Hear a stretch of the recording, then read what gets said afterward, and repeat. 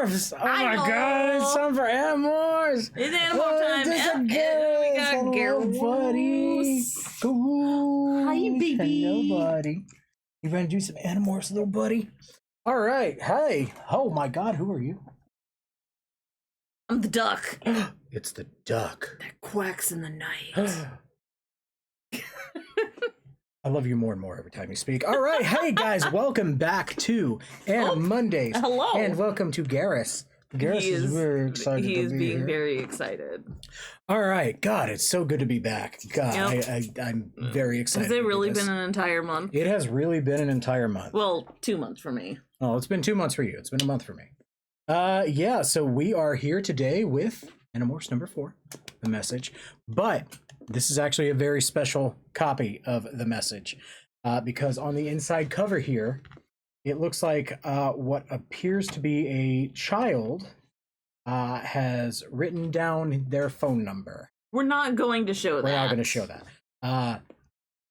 And then in the inner packet, it's showing other people who have owned this book. Yep. So, and it's not a library book. So this is a very well-loved book. This copy is very well-loved, and that makes me very happy. Is that like kids actually read this copy, and that just makes me feel good. That makes me feel so good. All right. So good. All right. Let's take a look in a book. How many chapters do we have? Got transforming dolphins. Then we'll go ahead and get started. 150 pages. All right, that's not much at all. That's not bad. All right, because I want you to read the last chapter, right? Okay. And the last chapter is 25, which is an odd number, which means you get to start us off. Okay. All right. Without further ado, we are going to be doing... I'm really excited about this. Oh, yeah. When we first started talking about this, I was like, I want the dolphin book. Yeah, the dolphin book has to be Elena. Okay. You ready? All right, let's get started. My name is Cassie. I can't tell you my last name. I wish I could. But I can't even tell you what town I live in or what state. We have to disguise our identities. We, Animorphs. It's not about being shy. It's about staying alive. If the Yeerks ever learn who we are, we'll be done for. If they don't kill us outright, they'll make us controllers. They'll force a Yeerk slug into our brains where it will take the control of us, making us slaves. Tools of the Yeerk invasion on Earth. And I really don't like the idea of being under the control of an alien. I don't like the idea of being dead either. On the other hand, there are some things I do like about being an Animorph. I'm having difficulties reading. I'm really sorry. You got this, baby. I believe in you. Some very cool things. Take the other night. It was late. I should have been in bed. Instead, I was in the barn, getting ready to turn into a squirrel. Technically, the barn is really the wildlife rehabilitation clinic. My dad's a vet. So is my mom. But she works at the garden, this big zoo. The wildlife rehabilitation clinic is just my dad and me. We take in injured birds and animals and try to save them, then release them back into their natural habitats. So that's where I was, in the barn, surrounded by dozens of cages full of birds, from a mourning dove who'd run into a car windshield to a golden eagle that had almost been electrocuted by a power line. In another part of the barn, we have bigger cages for the badgers and opossums, and skunks and deer, and even a pair of wolves who had been poisoned. At the other end, far from the wolves, we keep our own horses. There's an operating room and a couple of small recovery rooms, too. Back to the night. Have you ever watched a squirrel in the park? They're constantly alert, constantly looking around. It's like every minute of every day they're thinking, hey, what's that? So I knew that if I morphed into a squirrel, all that nervousness and fear would become a part of me. It's something that we've all had to deal with, controlling the animal instincts, the animal mind that comes along with the animal body. Anyway, that's where I was, in a gloomy barn with just the yellow overhead bulbs to light the room. Why was I there? Because someone or something had been sneaking in and getting at the birds. We'd lost a patient last night before. A duck! I died. I died on an operating table last this night. is now the Ducky, the lemon duck memorial stream. Poor Ducky. And because I couldn't sleep anyway, I kept having these dreams, only they weren't like normal dreams somehow. More like, I don't know, just really strange, that's all. Relax, Magilla, I whispered to the squirrel in my hands. This won't hurt at all. I pulled some chestnuts from my pocket and handed him one. Another nut fell to the floor. Some morphs are easy, some are terrifying. When I was a horse, that was cool. When I had to become a trout, well, that was a little bit more weird. The whole time I kept thinking how someone could fry me and serve me with tartar sauce. And I don't like tartar sauce. That's the main takeaway here, yeah. Squirrel, I told myself. I always try to get into the feeling of what it might be like to be the animal before I even start morphing. The first physical change was in my size. I started shrinking. It's a very bizarre feeling. See, you feel like you're standing totally still, but the ground keeps coming up toward you, and the ceiling is moving away. Door handles aren't where there should be anymore. All of a sudden, they're over your head. I had shrunk to maybe 2.5 feet tall when my arms started sucking back into my body. Right before that point, the real Magilla tore out of there. He ran back to his cage, got in, and I swear, this is true, closed the door. Anyways, I still had normal, although short legs, but my arms were stunted. I still had the normal amount of fingers, but they were teeny tiny now. Way too small for my body. My ears traveled up the side of my head to rest on top, and soft gray fur spread across my body in a wave. My face puffed out and grew pointed. Then the wildest thing, my tail sprouted out of my body, and what was cool was that I wasn't a squirrel yet. I was still about half human, the size of a small child. And my tail just shot out, about 2 feet long, much longer and bigger than it would be once I totally squirrelified. I tilted my head back and I could see this bushy gray tail arched up over me. Way cool. Way cool. My legs sucked in and I was down on the ground, down on the cement floor of the barn. I suddenly discovered I hadn't swept and mopped as well as I thought I had. Amazing what you can see when your face is just an inch from the floor. Then the squirrel brain kicked in.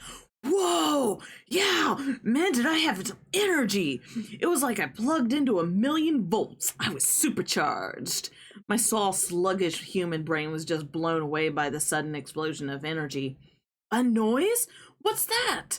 I cocked my ears. I swung my head, focusing my big eyes. A bird in the cage? A new sound? What was that? I spun around. No, wait. What was that? And the other sounds. Predators! Oh my god, predators! They were everywhere, surrounded by predators. Birds with nasty claws all around me. Wait, there was a nut. Ooh, a nut! Predators alert. I scampered across the floor, looked left, looked right, sniffed the air. Oh, yes, predators. I smelled them. I heard them. Birds. A wolf. A badger. Predators. Run. Oh, wait. Was that a nut? I hopped over to the nut. Yes, a nut. I seized it in my little front claws and began immediately to chew a hole in it. Excellent. Wonderful. Chestnut. Yeah, I had it. No one could take it away. A noise? What? Predators? Don't drop the nut. Run with the nut. Run. Don't drop the nut. The nut stuffed into my jaw. I ran straight up the wall, straight up. And that was the moment when Tobias decided to show up. That was really fun.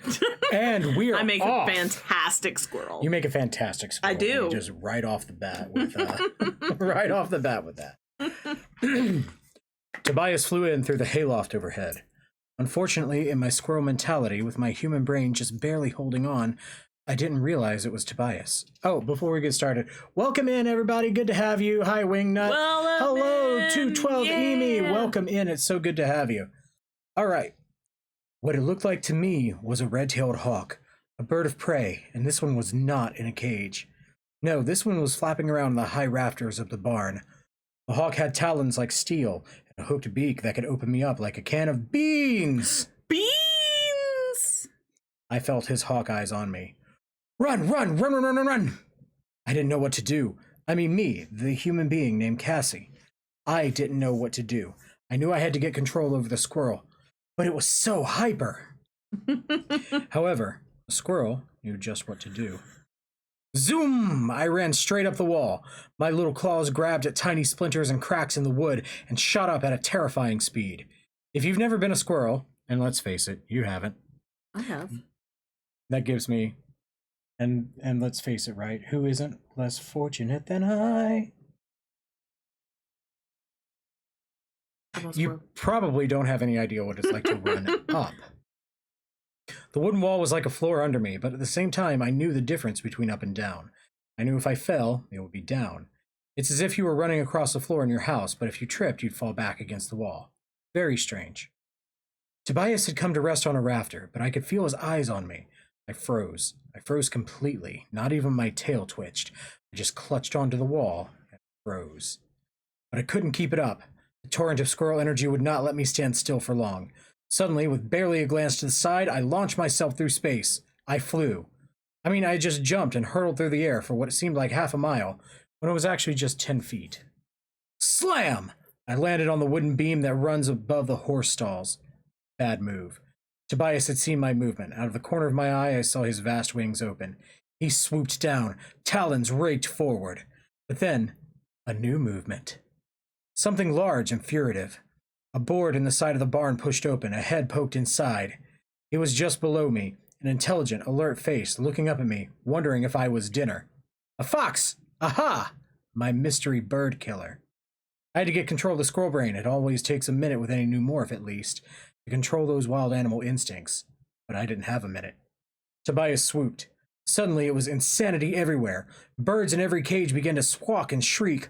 The wolves in the next room decided to start howling. The horses were whinnying shrilly. Tobias sheared away, startled again. Too late. I had jumped again, and now I was falling towards the straw-covered floor of a stall. Falling towards the fox. I hit the ground and blew out of there, leaving a storm of dust and straw in my wake. Fox came after me. He was fast. Very fast. Tobias, help! I yelled in thought-speak. What the? Is that you, Cassie? I dodged left. The fox dodged after me. He was faster than me and almost as agile. Unless I could find a place to climb up and away, I was done for. Yes, it's me! Well, why didn't you tell me? He said, sounding grumpy in my head. I was considering eating you. I just morphed. I just got control of the crazy squirrel brain. Now will you please save me? Fox's jaw snapped at my tail. I felt his teeth comb the fur. Good grief, Tobias said. He opened his wings and came hurling down straight at the fox. Fox saw the shadow of the big hawk. He stopped dead in his tracks. Too late. Tobias raked him with his talons and shot past. The fox decided this was more trouble than he needed, and he bolted for his secret passageway.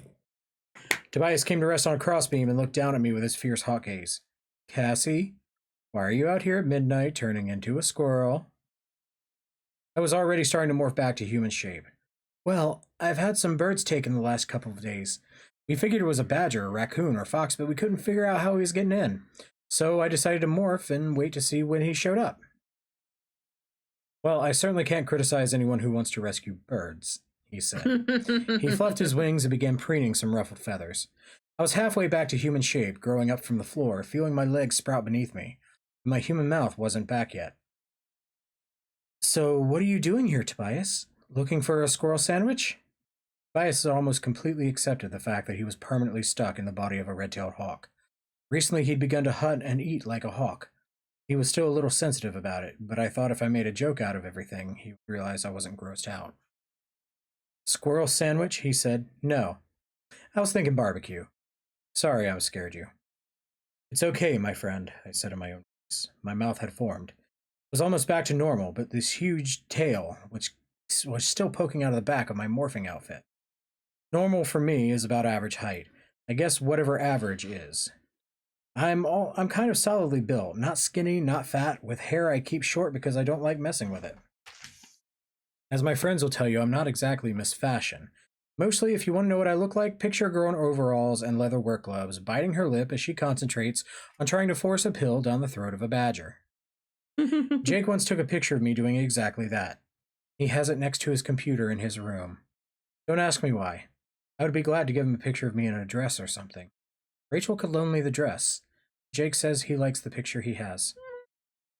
I hear something, Tobias said, suddenly alert. I strained my ears. Human ears are so lame. Almost any animal can hear better. But then I heard it too. Voice. Is someone there? My father. You still have a tail, Tobias thought. Too late. Barn door swung open. My father stood there, blinking sleepily, holding a flashlight.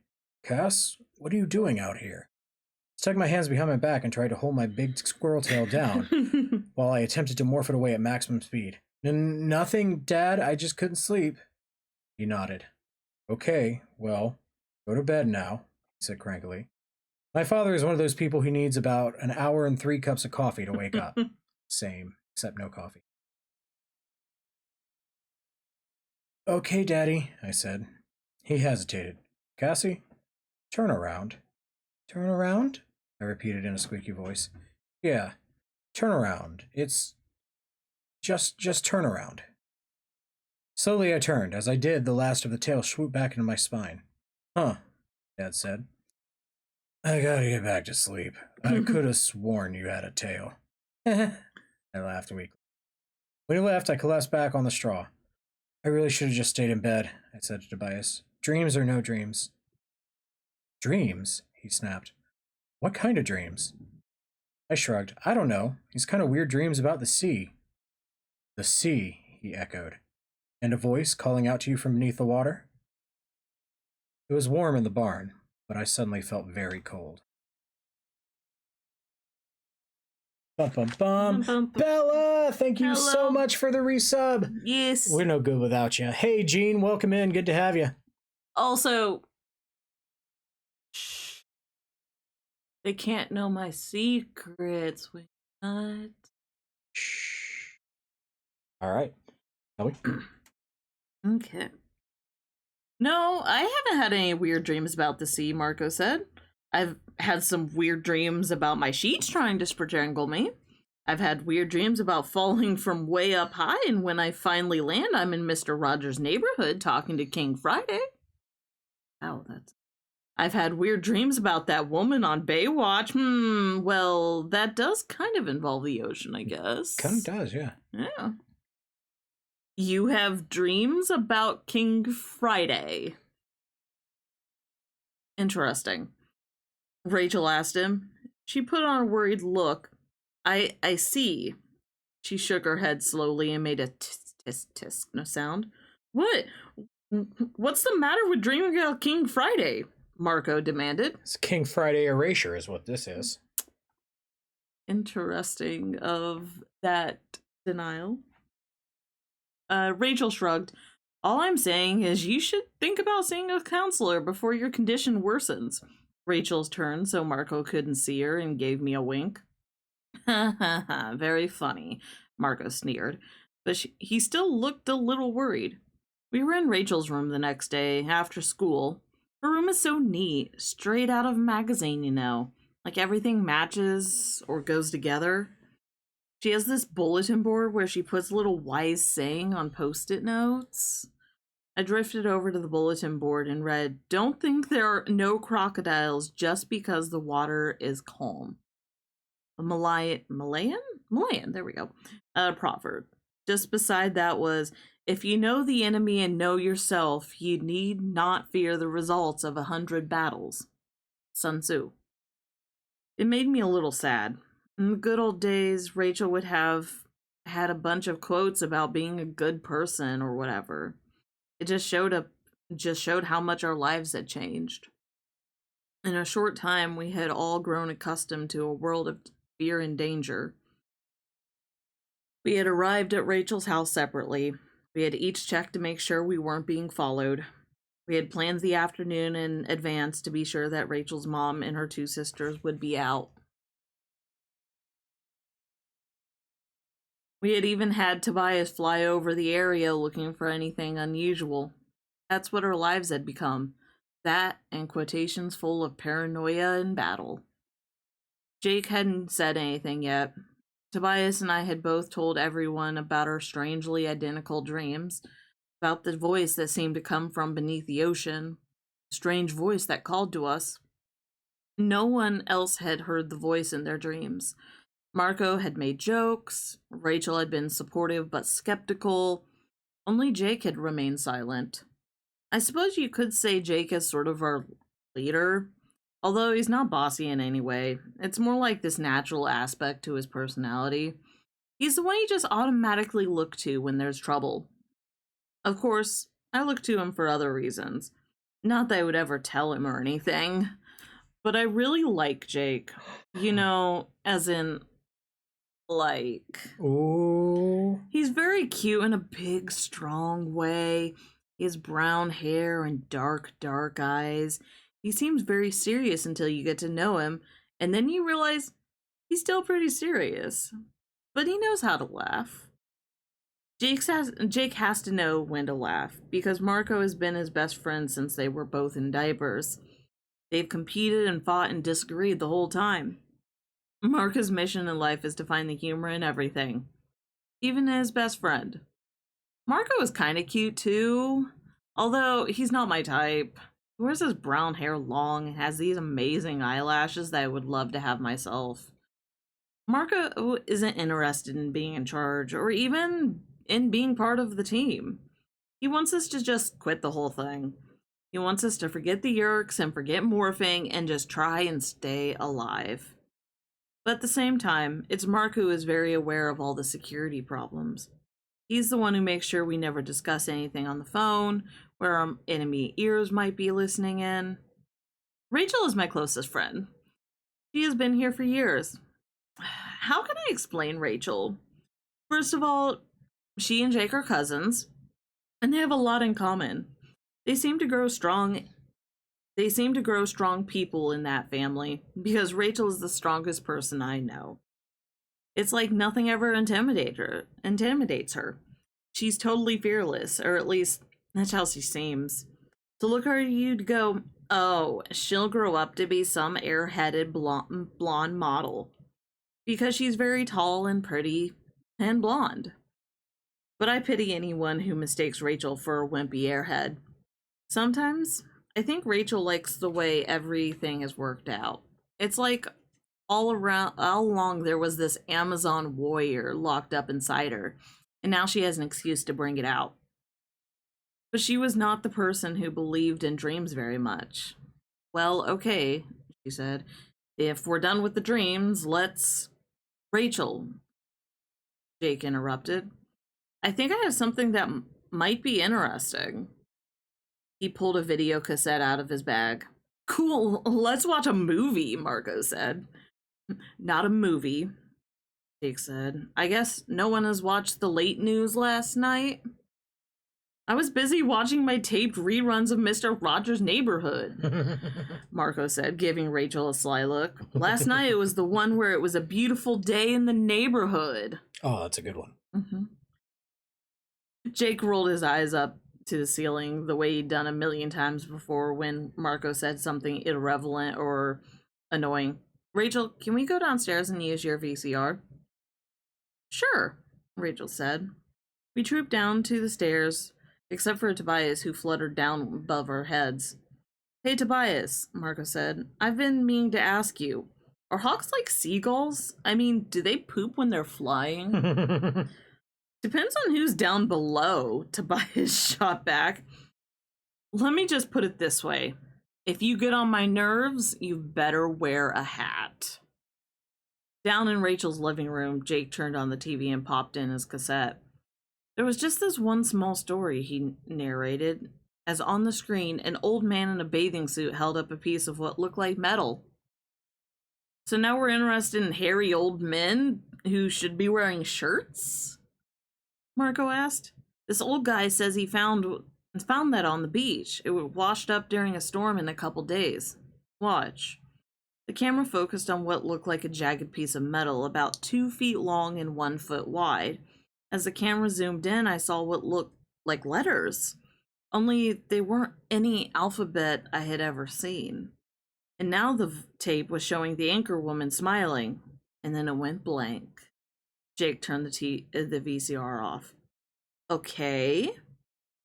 So, Marco prodded.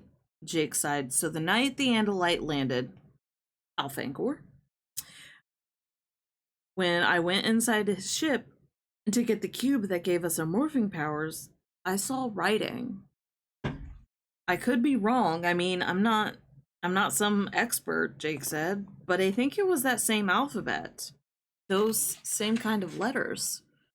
Suddenly no one was laughing. Not even Marco. I think what washed up on the beach is a piece of an Andalite ship, Jake said. Suddenly, without warning, I felt the ground swirl beneath me. I fell straight back, not even caring that Jake caught me in his arms just before I hit the carpet. Ooh, it's getting spicy. Spicy. I was falling into the sea. Splash! I hit the water, but still I fell. Down and down and down through blue-green sunlit layers of water. I'm here, a voice called to me. I am here. I can't survive much longer.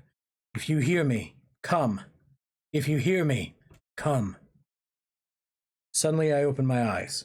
I stared up at Jake's concerned face. Glancing across the room, I saw Rachel with my telephone to her ear, preparing to dial. She's awake, Jake said. I had still better call an ambulance, Rachel said. No, Marco snapped. Not unless we know she's hurt. Too big of a risk. Rachel's eyes flared the way they do when someone tells her something she doesn't want to hear. I'm calling 911, she said tersely. No, Rachel, I'm okay, I said. I sat up. My head felt a little woozy, but I was all right. Rachel hesitated, her fingers just above the keypad. What about Tobias? I looked around the room and saw Tobias spread out on the floor, one wing crumpled beneath him. He looked dead. I jumped up and ran to him. Rachel, Cassie seems okay and 911 can't help Tobias, Jake said. Rachel replaced the receiver and ran over to Tobias.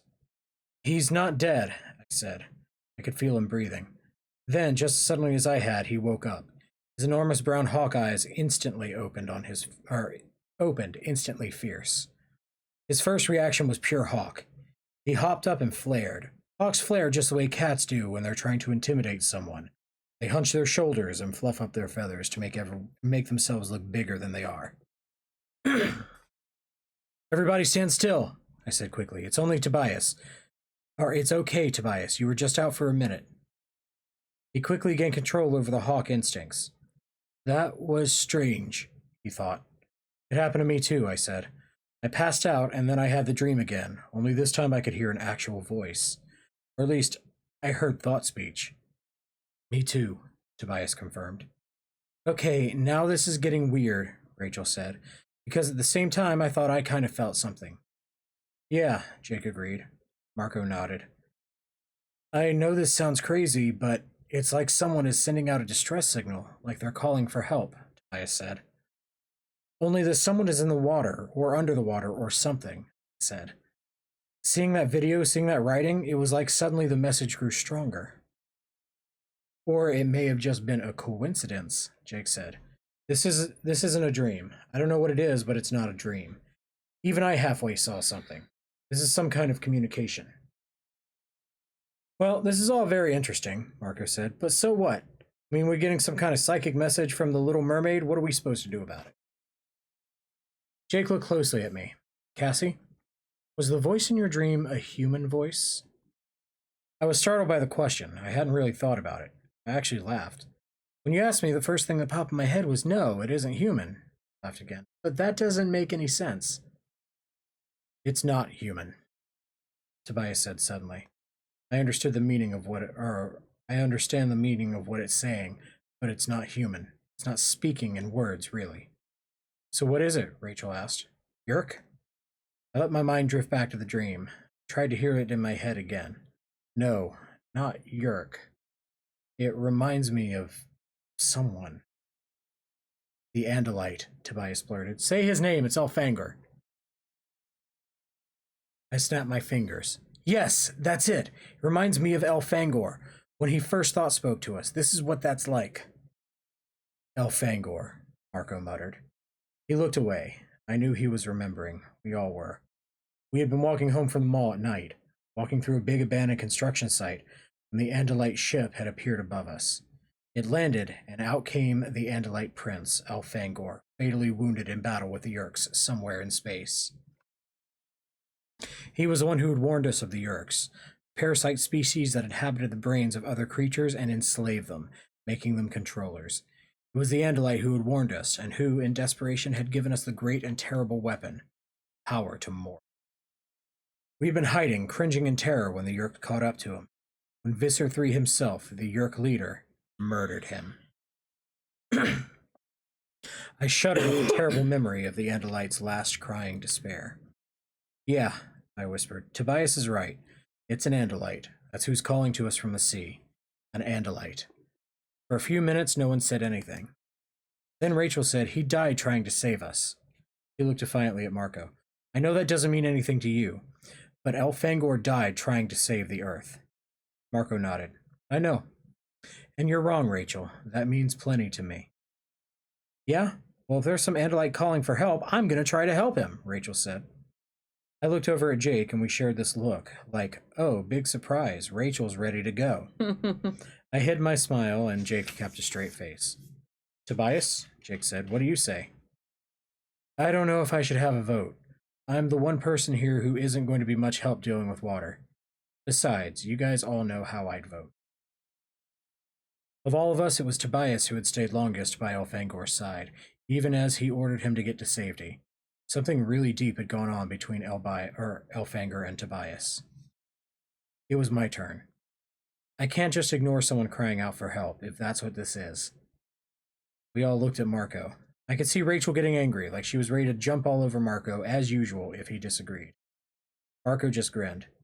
I really hate to do this. I really hate to disappoint you all. Then he grew serious. But I was there at the construction site, same as all of you. I was there when Visser III... Suddenly, his voice choked. What I mean is, if there's an Andalite who needs anything, I'm there.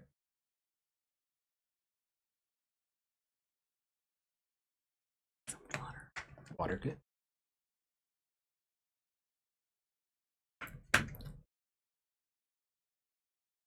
Okay. You do realize that if we're down here at the beach because of that news story, some controllers are probably down here too? Marco asked for about the 10th time. Yes, Marco, Jake said patiently, but maybe Cassie and Tobias can get some feeling from being down here, closer to the sea. So let me get this straight. We are now making decisions based on Tobias and Cassie's dreams, right? Marco said, and yet my dreams are totally ignored. The fact that I once dreamed about staying home and watching TV in total safety. That means nothing, right?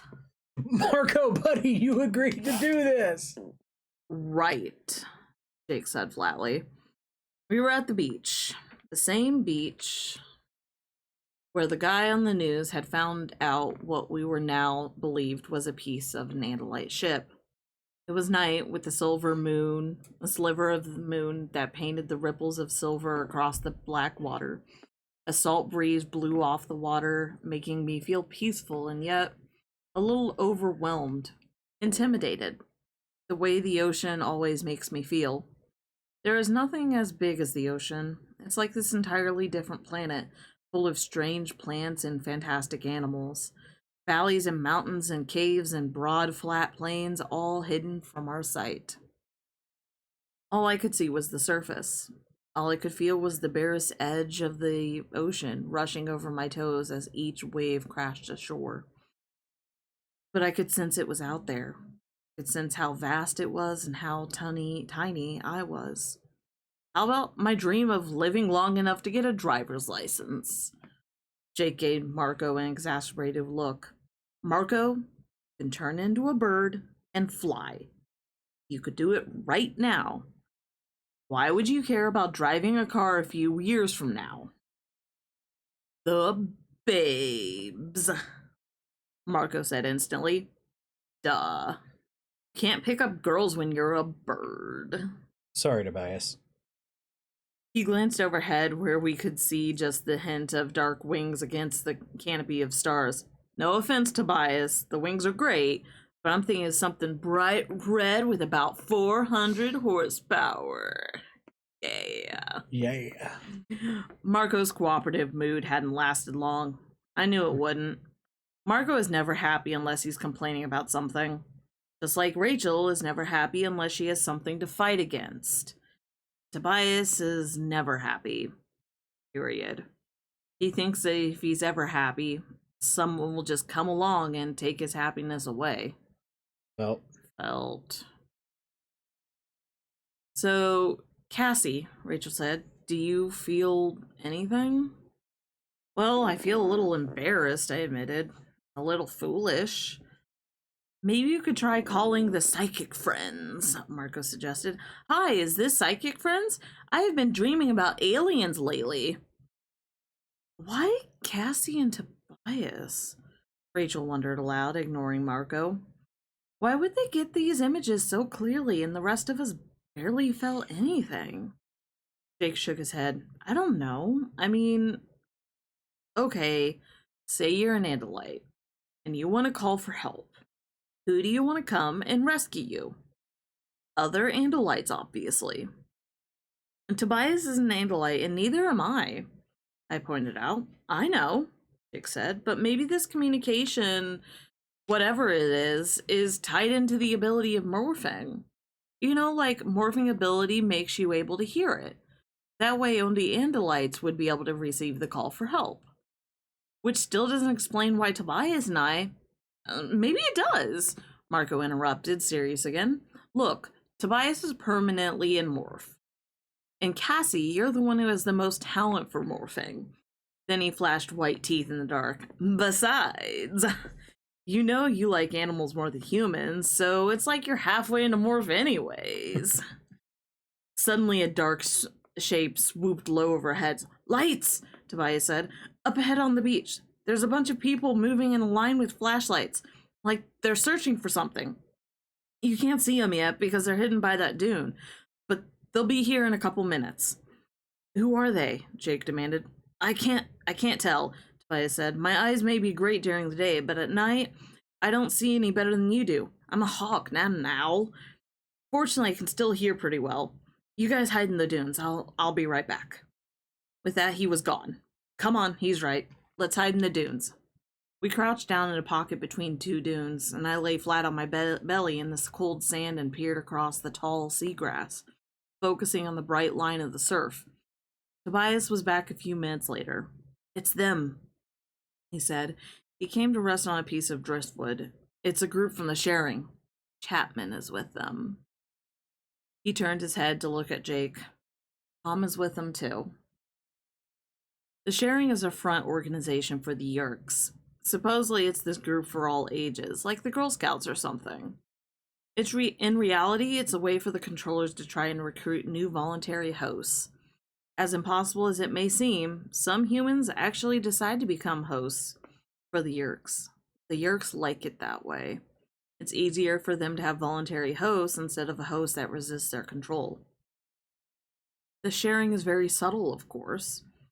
People are brought along very slowly, over time.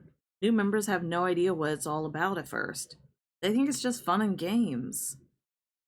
I don't know when they tell the members what's really happening. By then, I guess it's too late. They either become hosts voluntarily or, like Jake's brother Tom, they're taken anyways. Tom is with them? Jake asked.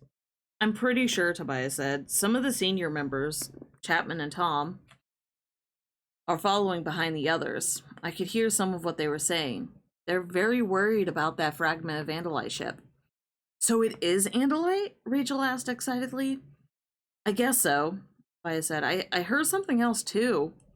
The way he hesitated made me tense up. What? Something about Visser 3 having visions? That's what they said. Visions. I guess the visions made the Visser cranky. He was on the mothership at the time and decided to shove a Hork-Bajir out of an airlock because he broke the Viscer's concentration. It's because of Viscer 3's Andalite body. That's the connection. The dreams or visions or whatever, they must be some kind of communications that's only supposed to be heard by Andalites. Suddenly, I saw a line of flashlights swing into view. There must have been 20 people strung across the beach, all looking down at the sand, moving forward slowly. They're searching for any other fragments, whispered. And the part of the line stopped moving. I heard someone yelling. Others came running up, excited. What did they find? Jake wondered. I don't. Then in a flash it came to me. Our footprints. 4 sets of fresh footprints have suddenly turned off into the dunes. Let's get out of here. Now. It was too late. The flashlight beams raced across the rippling sand and up the side of the dune. In an instant, a dozen flashlight beams focused on the notch where we crouched. We slithered back down and out of sight. Then we jumped and ran. We should morph, Rachel gasped as we stumbled over the shrinking sand. No, tracks. We could leave tracks that went from human to animal. Get them, someone yelled. Chapman, I think. He's our assistant principal at school, and I knew his voice from hearing me yell at the hallways. Jerky wild beams of light danced all around us. We ducked and ran as fast as we could, but running across the sand was like running through quicksand. Jake was gasping out, whispered instructions. Double around. If they follow us deeper into the dunes, we can double around, get to the water, then morph. There, I see them. A beam of light swept over me. I could see my shadow, long and twisted, projected on the sand. I dodged left out of the light, just in time. Bam! Bam! Gunfire. Someone was shooting at me. Bum, bum, bum. Bum, bum, bum. It seems totally crazy. I mean, I've been in one-on-one combat to the death with a 7-foot-tall Hork-Bajir warrior. I've been shot at by Dracon beams that sort of disintegrate you slowly. But I've never been shot at with plain old everyday guns. It seemed nuts after all we'd been through. Bam! Bam! Bam! I heard something hit the sand just inches from my foot. Ah! I cried in surprise. This was real. This was happening. A rough hand grabbed me and dragged me forward. Jake. I had frozen when I heard the bullet so close. They're all in the dunes, Tobias cried. Now's the time. Come on, Jake snapped. He half dragged me up the side of the nearest dune, but by then I was moving fine on my own. I was scurrying up the side of that hill, snatching at handholds of scrub grass, pistoning my feet into the sand. Over the top. We slid and rolled and ran down the far side. We were back on the beach. I stole a quick glance to the right. No lights on the beach. They were all in the dunes, looking for us. Head to the water, Jake called out. Morph to fish. Jake, I panted. Trout. Freshwater. This is saltwater. You have a better idea? He asked. Bam! Bam! No, I said. We splashed into the boiling surf. As I ran, I pictured the fish. I remember being the fish. I focus as much as anyone can when a dozen or so controllers are chasing and shooting at you. My feet went out from under me. They had shriveled up and begun to disappear. I hit the water and got a mouthful of salty foam. I tried to keep my head above water, but my arms were rapidly disappearing. The waves were high all around me as I became smaller and smaller. My clothing billowed. People from the sharing, the controllers, raced to the water's edge. I could see their lights, weirdly distorted, as my eyes went from the air-adapted eyes to human to the eyes of a fish. What was left of my ears, I heard, "The tracks lead right to the water!" Tom's voice. Then Chapman's. I don't see them. They can't swim far. The current's too strong. Fan out up and down the beach. Do you think these are Andalite gorillas? No. Tracks are human. Just some kids, probably. I doubt they saw anything. That fool should not have been shooting. Sir, a new voice said, we found a pair of jeans in the surf. Looks like they could be for a kid. Any identification on them? No, sir, nothing. Coincidence, Chapman said. Probably. If they're human, why don't we see them out there? Tom asked. 4 sets of human tracks. No humans in the water. Is it possible? Is Viscer 3 wrong? What if they're not Andalites at all? I sank beneath the water. Morph was almost complete, but as I went under, I heard Chapman laugh cruelly. Visser 3 wrong? Maybe, but I'm not the fool who's going to try to tell him. The morph was complete. I was a fish, less than a foot long, a trout, to be exact. Excellent boiled, fried, or grilled. God, this Does ya? The salt water was harsh on my scales, and my gills were barely able to breathe. Everyone okay? It was Jake. Now that we'd morphed, we had the same thought-speech ability as Tobias. I'm okay, I assured him, but I can barely breathe. I think we'd better be quick. I'm with Cassie, Rachel said. I feel like my scales are burning up. My gills are on fire. Keep the shore on your left and go full speed as long as you can stand it, Jake advised. Marco, you still with us? Oh, sure. Where else would I be? What could possibly be more fun than running around the sand dunes, getting shot at, then jumping in the ocean, turning into a trout who, incidentally, can't survive in salt water? I wouldn't miss it for anything. Now can we go home and watch TV? I love Marco. Marco's my favorite.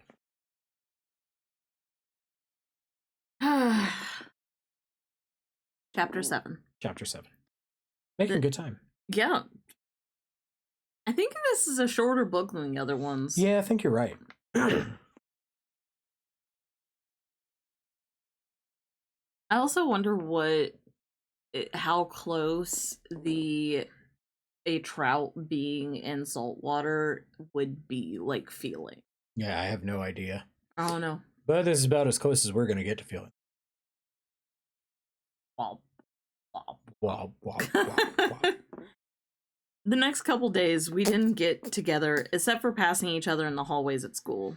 We do have lives beyond being Animorphs, after all. For now. Thanks, Freddy, foreshadowing. Oh, though. Rachel was busy with her gymnastics class. Plus, she got to go to the ceremony where Mother received some award for being a lawyer of the year. And since this is Rachel we're talking about, going to an awards dinner meant major shopping for new everything. Jake had totally blown a test because he hadn't studied, so he had to do paper as a makeup work. And I was busy helping my dad out in the barn with the golden eagle that had almost been electrocuted. He was at a different stage of his recovery. Tobias dropped by one evening and acted kind of snippy about me trying to save a golden eagle. Golden eagles and hawks don't get along. Probably because golden eagles are known to kill and eat hawks. It was a couple of days later that Jake rode his bike over to my house. I didn't expect him, so I was dressed like even more of a slob than usual. Plus, I reeked of various horrible things because I was mucking out the stables and cleaning the bird cages. Typical guy. He had the total bad timing to show up when I looked like Mrs. Manure. Hi, Cassie, he said in his usual casual way, like nothing was going on. Hi, Jake. Did you come by to help me shovel manure? He grinned. He has a great smile. It appears kind of slowly, like it doesn't quite belong on a serious face. I don't know, did I? Yes, you did, I told him, and I handed him a shovel. If I have to smell, so do you. We worked a little bit with no sound, but the steel shovel blade scraping the concrete. I knew he had something to tell me. I can always tell. But I figured I'd let him get around to it whenever he was ready. So, he said at last. So? Echoed. Look, I guess everyone's kind of waiting to see what you decide to do. It surprised me. I stopped shoveling. What? What do you mean? I mean, we're waiting to see what you decide to do about this dream of yours. I shrugged. I don't know. Besides, it's not just my dream. Tobias had it too. And all of you guys felt it a little, at least. Yeah, but Tobias figures he isn't going to be much help when... I mean, if we decide to do something, we're talking water, and Tobias can't morph. As for the rest of us, I don't know. Rachel and Marco are talking about whether it might have just been something they imagined, because you made it seem so real and all. What do you think, Jake? Jake stopped working and wiped his forehead with the back of his hand. He looked straight into my eyes. Cassie, if you tell me it's real, it's real. I think you and Tobias are right. But Marco was having second thoughts. He raised one eyebrow, as if to say, You know Marco. I felt a queasy, sick feeling. You mean I'm supposed to make some kind of decision? Like I'm supposed to say what we do? Cassie, you're the one with the dream. Only you can decide if it's real, and if it's real enough for us to try and do something about it. I don't know if it's real, I said. What was he asking me to do? Every time we had tried to get into it with the Yerks, we had ended up barely escaping with our lives. Just 2 days ago had passed since I heard bullets whizzing past me. Jake waited until I met his gaze again. Cassie, you know we all trust your instincts. You're the best at understanding animals. You're the best morpher. You know everyone in the group respects you. I made a face. Give me a break. If you think we should pursue this, you know Rachel will be right behind you. Me too. And Marco? Jake grinned again. Marco won't be right behind you. He'll be several feet back. We both laughed. I don't know, Jake. It's a dream. It's like a vision or something. How do I know if it's real? He shook his head. I don't know, Cassie. I guess you just have to take your best shot and hope you're right. I cringed at that. I'm not Rachel. I'm not a risk taker. Can you decide for me? I asked, joking. He nodded solemnly. If you want me to, sure. And then if it's a disaster, it will all be on your head. I said, you'll be the one who feels bad. You'll be the one to blame. I reached out and touched his cheek. It's incredibly sweet of you. But you're right. I guess it's my decision this time. I sighed and looked around at the barn. It smelled pretty bad, and sometimes it was a nut house of yammering birds and howling wolves and whinnying horses, all needing care and all scared of the care we gave them. But it was the place I felt most at home in the whole world. Out through the door of the barn, the fields of corn and open meadows stretched off into the distance till they pressed up against the dark trees of the forest. I know this is crazy, I said, but the ocean scares me a little. I understand the land. I understand soil, things that grow out of it. I laughed. I guess I'm just some old farm girl. You know, this farm was Ooh. You know, this farm has been in my family since the Civil War? Ooh. That's a detail. Dig that. Ooh. Jake winked. You know what? You know that. Do I know that? Please. I had Thanksgiving with your family last year. You may remember. Your great-grandma gave me the complete history. Going all the way back to when dinosaurs ruled the earth. I said, Grammy does tend to go on about her history, doesn't she? You look serious again. Almost hard. It's your call, Cassie. It'll be really dangerous, and we probably won't do much good.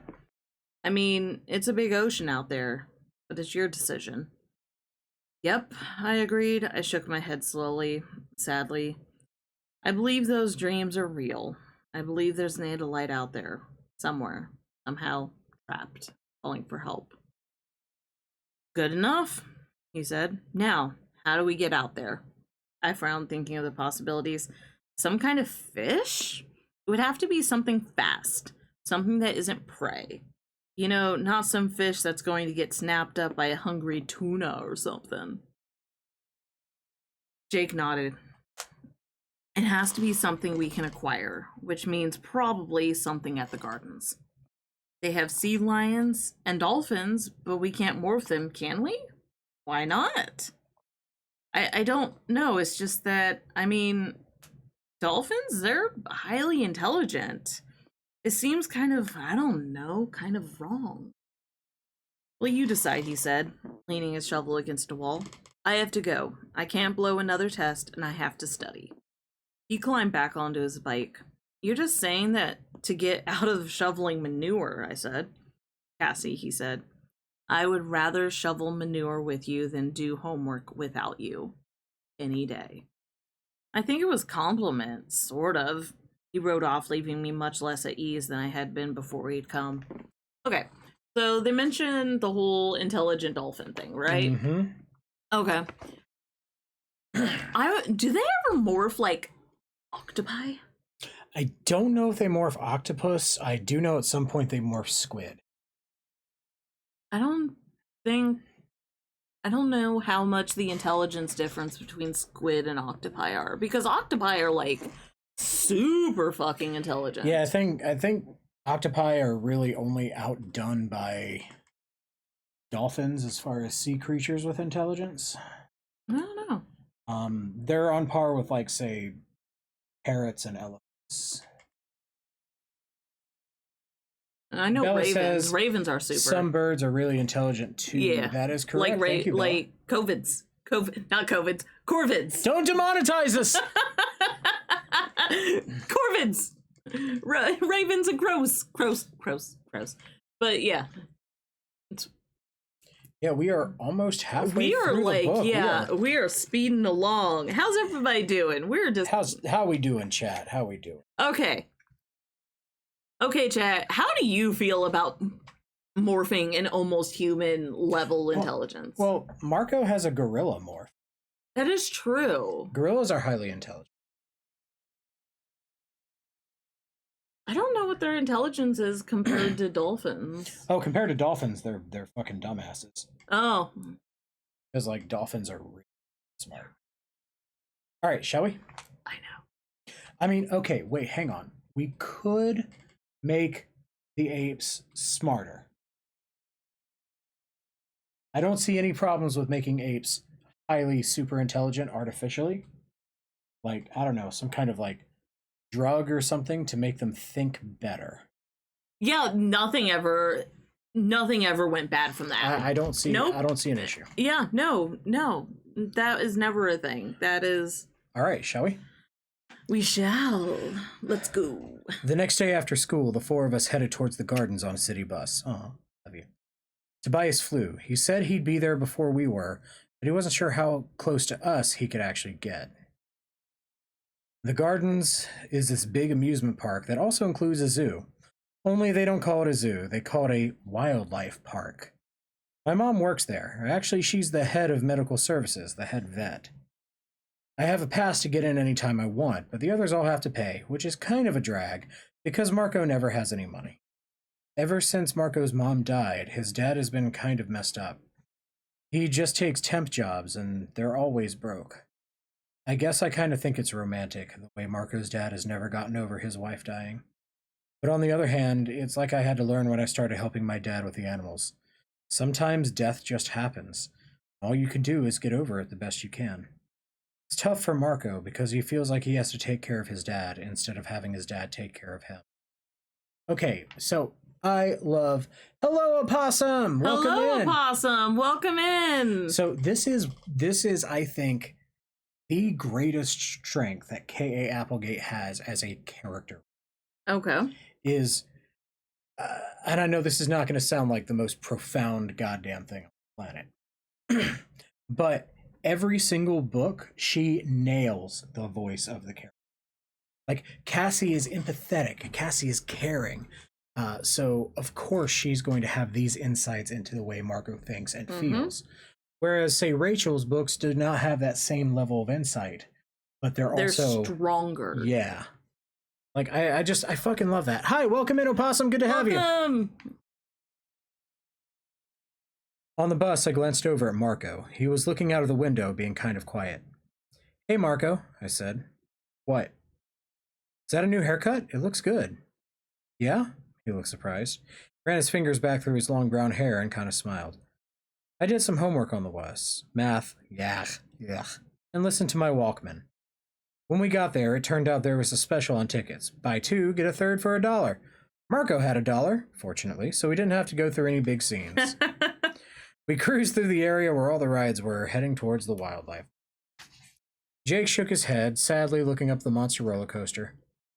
That used to be the coolest thing in the world to me, he said. But ever since I morphed to Falcon, it just hasn't seemed like a big deal. I mean, you're going maybe 80 miles an hour on a steel track. When I was a Falcon, I did like 200 miles an hour in midair. This morphing stuff does kind of change things, Marco agreed. I used to want to get all pumped up. Then I morphed into a gorilla, and it was like, why bother lifting weights? I can just become a gorilla and bench press a truck. Garrus, come here. Garrus. Come here. Thank you for protecting us. Now shut the fuck up. Come here, Garrus. You startled me. You startled me there, Garrus. Come here, Garrus. You startled me, Garrus. Gentle. Hush. Gentle, Garrus. Good boy. Fork. You know, someone pointed out on the internet that gorillas know nothing about actual weightlifting techniques, so we have never seen a gorilla at maximum potential. Hot. that is an irony, hot, because of lifting, not necessarily. You know what? You know, well, the shovel's in the next room. We can, if you need help for. Galactic's with me. I don't think that's the flex you think it is. All right. I don't feel that way, Rachel said. Being a cat made me more interested in gymnastics. I mean, as a cat, I was just so totally in control and graceful. Ever since then, I've been trying to use that feeling. When I'm on the balance beam, I just try to remember the cat confidence. And then you fall off just the same as always, I teased. Oh yeah, Rachel said with a laugh. She made a little walking fingers in the air that then fell over. Boom, I slip right off. But I feel confident while I'm falling. Falling with style. We reached a wildlife park entrance. The marine mammals were one of the first exhibits. There's a main building, and then there are several outdoor tanks. We went straight for the largest outdoor tank. There were bleachers all around, and all around it on three sides where people sat for performances. The show had just ended, and hundreds of people were leaving. The next show would be in a couple of hours. Good timing, Jake said. Not too big a crowd. It's a weekday afternoon, I said. It's never all that crowded on school days. We forced our way upstream against the rush of people and reached the side of the tank. It was pretty big, like 4 or 5 big swimming pools. It was very blue, very clean looking. There's a low platform on the side where trainers stand to communicate with the dolphins. So what's the difference between porpoises and dolphins? Marco asked. Both just fish, right? Sploosh! The placid surface of the water exploded a few feet from us. Water sprayed across me. Ooh, we all said as one. He flew straight up out of the water like a sleek, pale gray torpedo. 11 feet long from nose to tail, 400 pounds, he simply flew into the air, seemed to hang there 10 feet above the surface of the water, took a skeptical look at us, gave us a permanent wise guy grin, and then slid back beneath the water so smoothly there was barely a ripple. That's a dolphin, I said to Marco. Okay, I like that. That is excellent, Marco said. Did you see what he did? You know how really great athletes never look like they're even trying, like Michael Jordan? How everything they do is perfect, and you know they must have practiced for 1,000,000 hours, but they always look like, oh, no big deal. Of course I can fly through the air. Nothing to it. That's a dolphin in the water. Effortless, perfect, utterly in control. Fish swim through the dark water. Sharks swim, tuna swim, trout swim, even people swim. Dolphins don't just swim through the water. They own the water. The water's their toy. Water is one big trampoline, and dolphins bounce around like kids having a good time. Just watching them makes you happy. It also makes you feel like you're this clunky, awkward wind-up toy, jerky and stumbling and clumsy. Human beings may be the smartest creatures on Earth. We sure are dorky compared to a lot of other species. He's trying to get me to give him some more fish. We all spun around. It was one of the dolphin trainers, a woman named Eileen. Oh, hi, Eileen, I said. She nodded towards the dolphin, who was just exploding out of the water again. This time, he turned a neat little somersault. Joey is the biggest con artist. He's always trying to get extra fish. He's amazing, I said. Yeah, he is, Eileen agreed with a look of pride. I introduced Jake, Marco, and Rachel. We were looking at some dolphin information on the internet, I lied. So we thought we'd come out and see the real thing. Well, as you know, we have 6 dolphins here. Joey, whom you've met, Ross, Monica, Chandler, Phoebe, and Rachel. Hey, They're friends. They're all friends. Hey, you guys wanna feed them a little? You start throwing fish in the water, they'll all come over. It won't upset their schedule? I asked. Nah, just don't let Joey get it all. He's kind of pushy. Eileen left us with some nice big bucket of fish.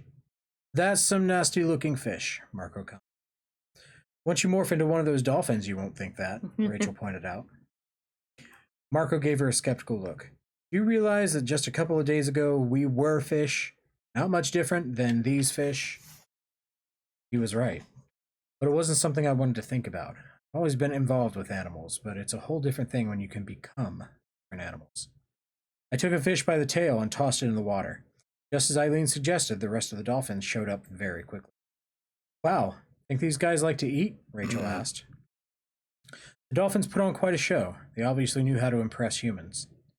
It's just weird the way they grin at you, Marco commented. I mean, it's like they actually think something's funny. And they make eye contact, Jake pointed out. They look right at you, right in the eye. Most animals seem like they're looking past you, or just looking to see what you are. These guys, they look at you like maybe they recognize you from somewhere. Jake leaned over the edge of the tank to stroke one of the dolphins. Hi there.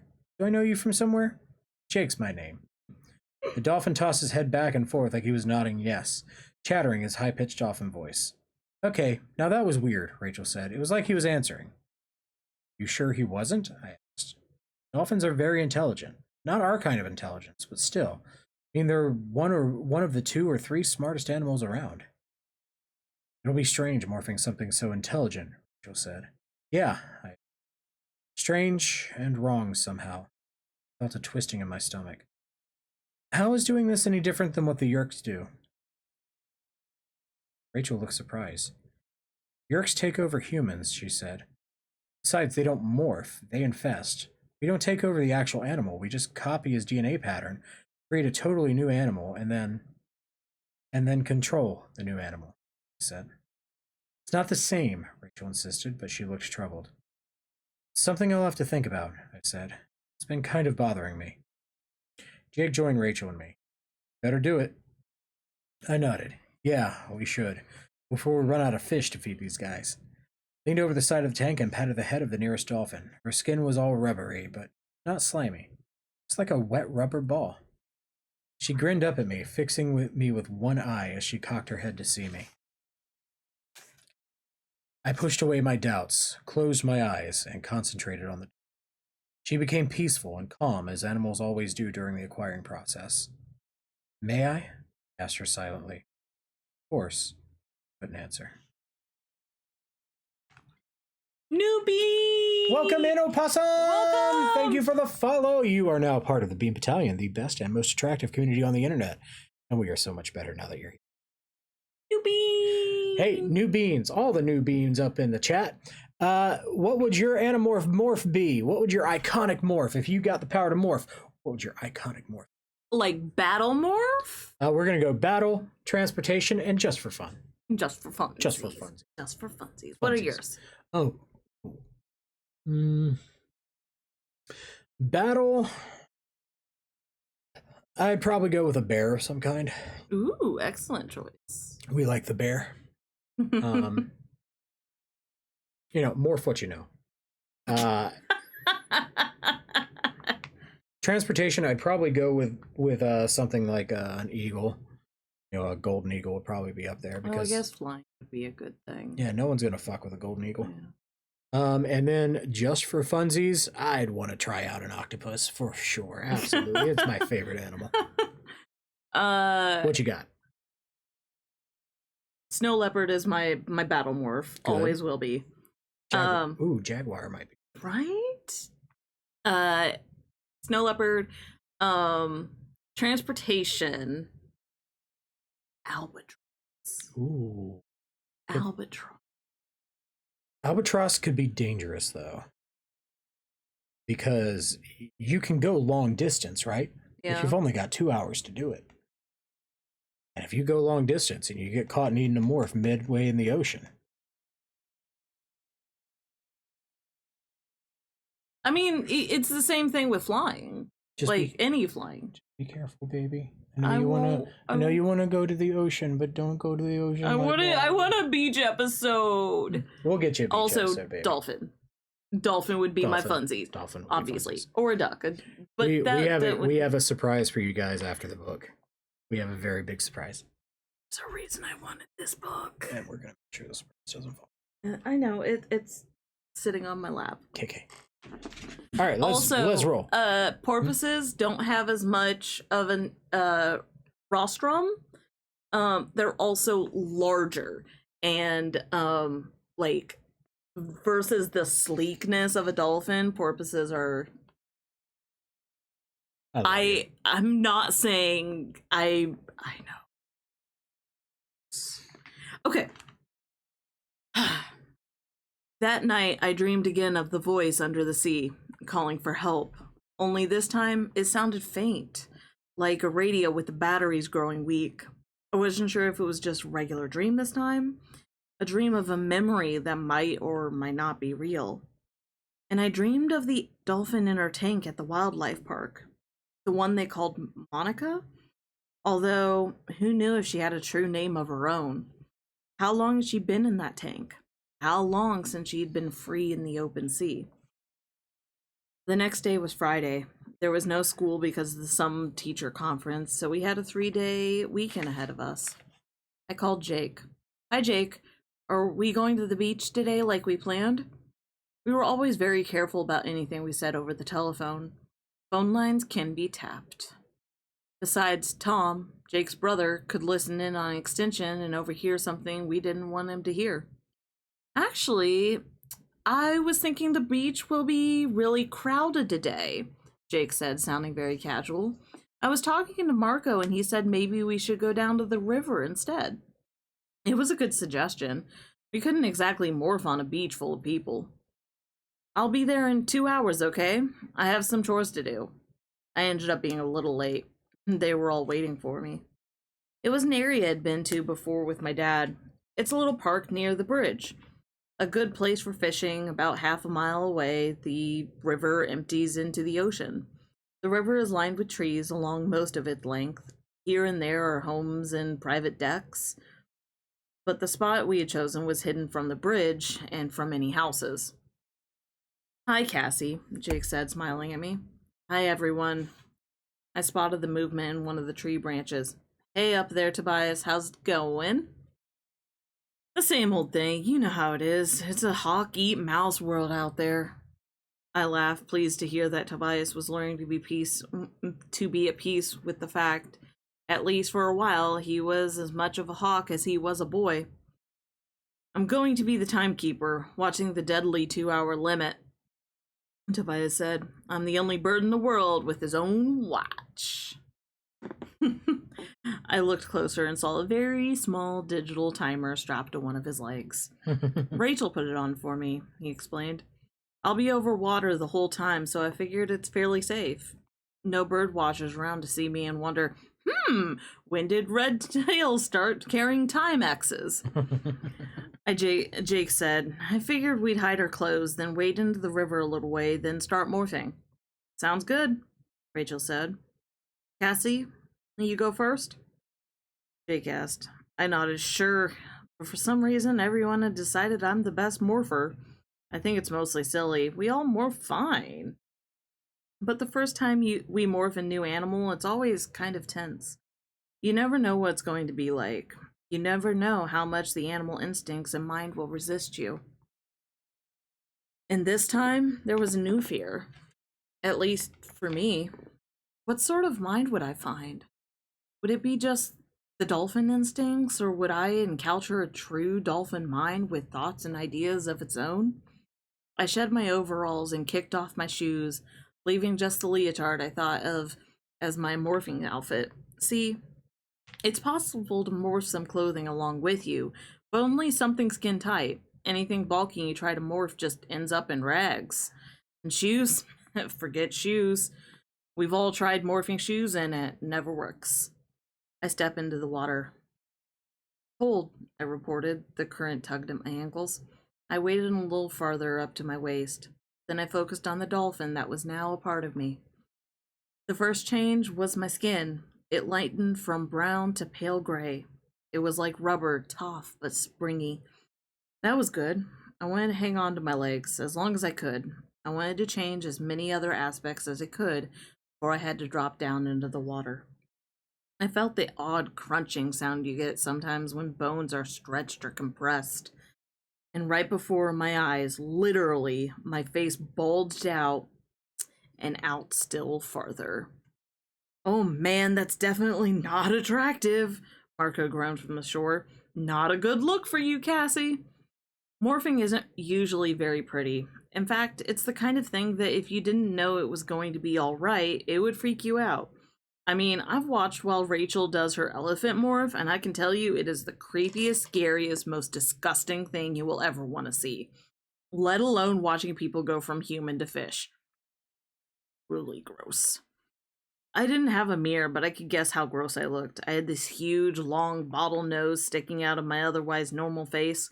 My skin was gray rubber, and when I felt behind me, all my rapidly shriveling hands, I could feel the triangular blade of a dorsal fin rising out from my spine. My arms were gone, replaced by two flat flippers, and I was now standing about 10 feet tall, wobbling on my puny human-sized legs. It was time to let the rest of the morph proceed. I surrendered my human legs. Instantly, I fell face forward into the water.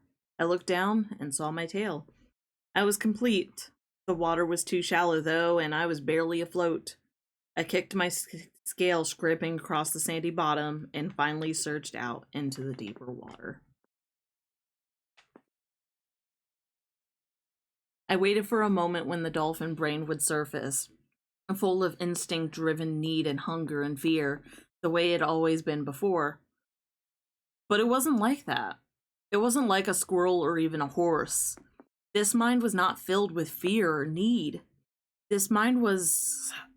I don't know. I know this sounds strange, but it was like a little kid. I tried to listen to it, to understand its needs and wants, to prepare myself for the sudden onslaught of crude, primitive animal demands. Flee, fight, eat. But that didn't happen. I felt hunger, yes, but not the screaming, obsessive need that Jake felt when he morphed a lizard or when Rachel became a shrew. There was no fear. None. Unfortunately, I did not find a true thinking conscious mind. I breathed a sigh of relief.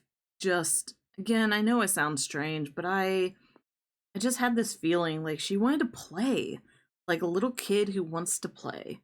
I wanted to chase fish, catch them, and eat them, but that would be a game. I wanted to race across the surface of the sea, and that would be a game too. Cassie? I heard Tobias' thought speech in my mind. Are you okay? Was I okay? I asked myself. Yes, Tobias. I'm happy. I feel like, I don't know, like I want you to come play with me. Play with you? I don't think so, Cassie. Hawks don't do water. Come on, everyone, I called to the others. Come on, let's go. Let's swim to the ocean. I want to play.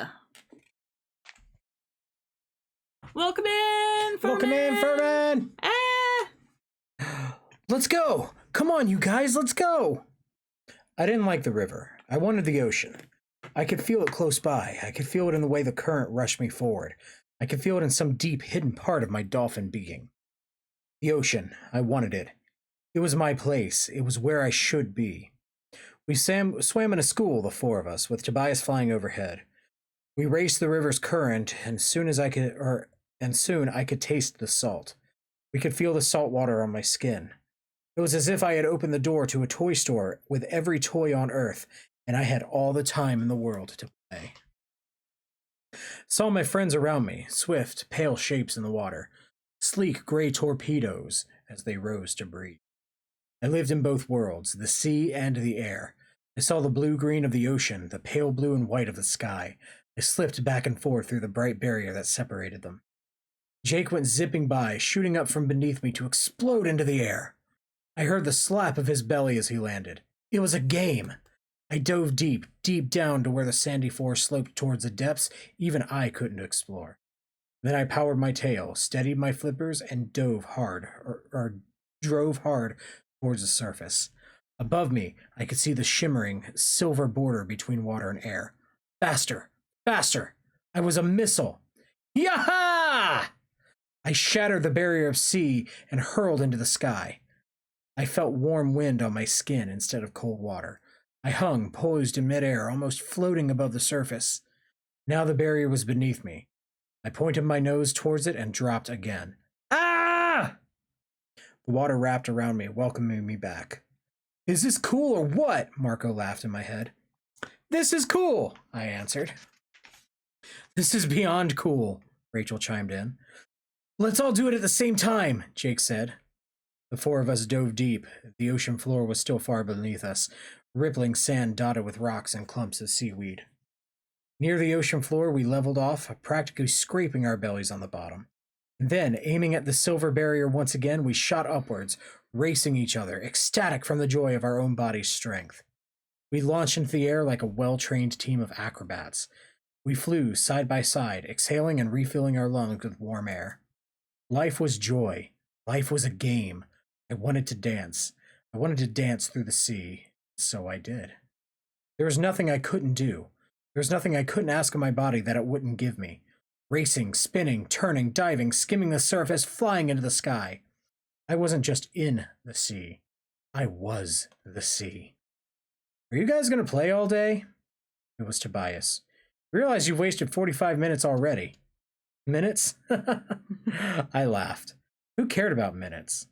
Look, guys, I know you think the dolphin mind hasn't affected you, but it has. You need to get a grip. You have a reason for being here. That.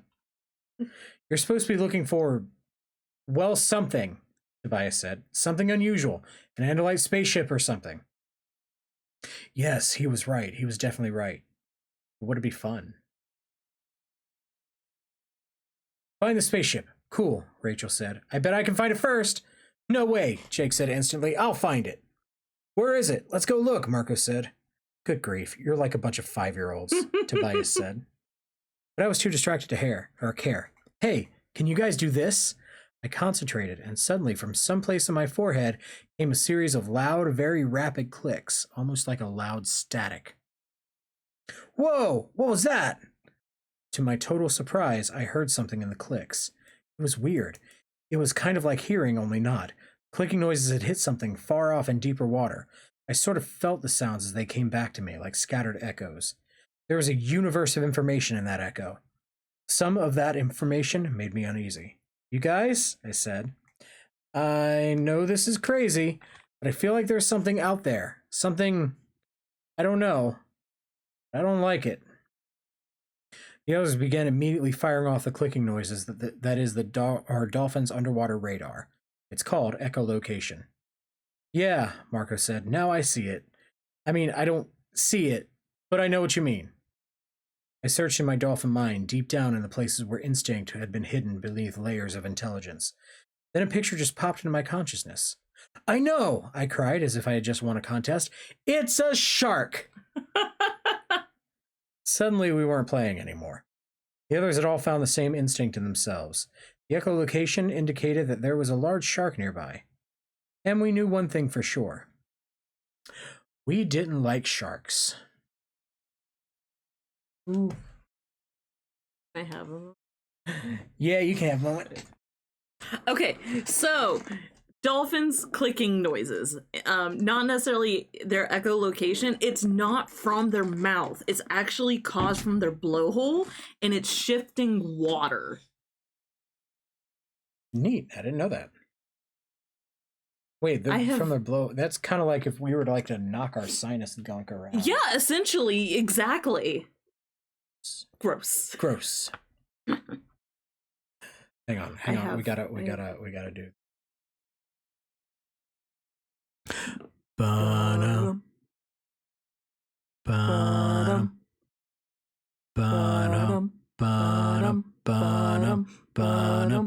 Ba-dum. Bum bum bum bum bum bum bum bum bum bum bum. You all thought you were coming here for like crazy, in-depth analysis, and no, you got Jaws and Elena trying to keep it together about dolphins. Look, here's the thing. Like this project, Anna Mondays, is a long-form queer analysis project. And sometimes we're just going to get books that don't have a whole lot of queer stuff to go into. And this is one of them. And let's be honest, they're going through, horrible aspects and horrible times and stuff. And sometimes you just need happy dolphin times. Sometimes you just need happy dolphin times. Remember that you said that. I'm going to remind you of that in about half an hour. Okay. Shall we have happy dolphin times? Happy dolphin times. I hate to sound like the only sensible person, so to speak, Tobias said, but you aren't here to fight sharks. He's right, I agreed. Dolphins don't attack sharks unless the sharks attack first. Ha, that's not correct. Yeah, dolphins will bully sharks just for the funsies. Yep, dolphins are assholes. Dolphins are assholes.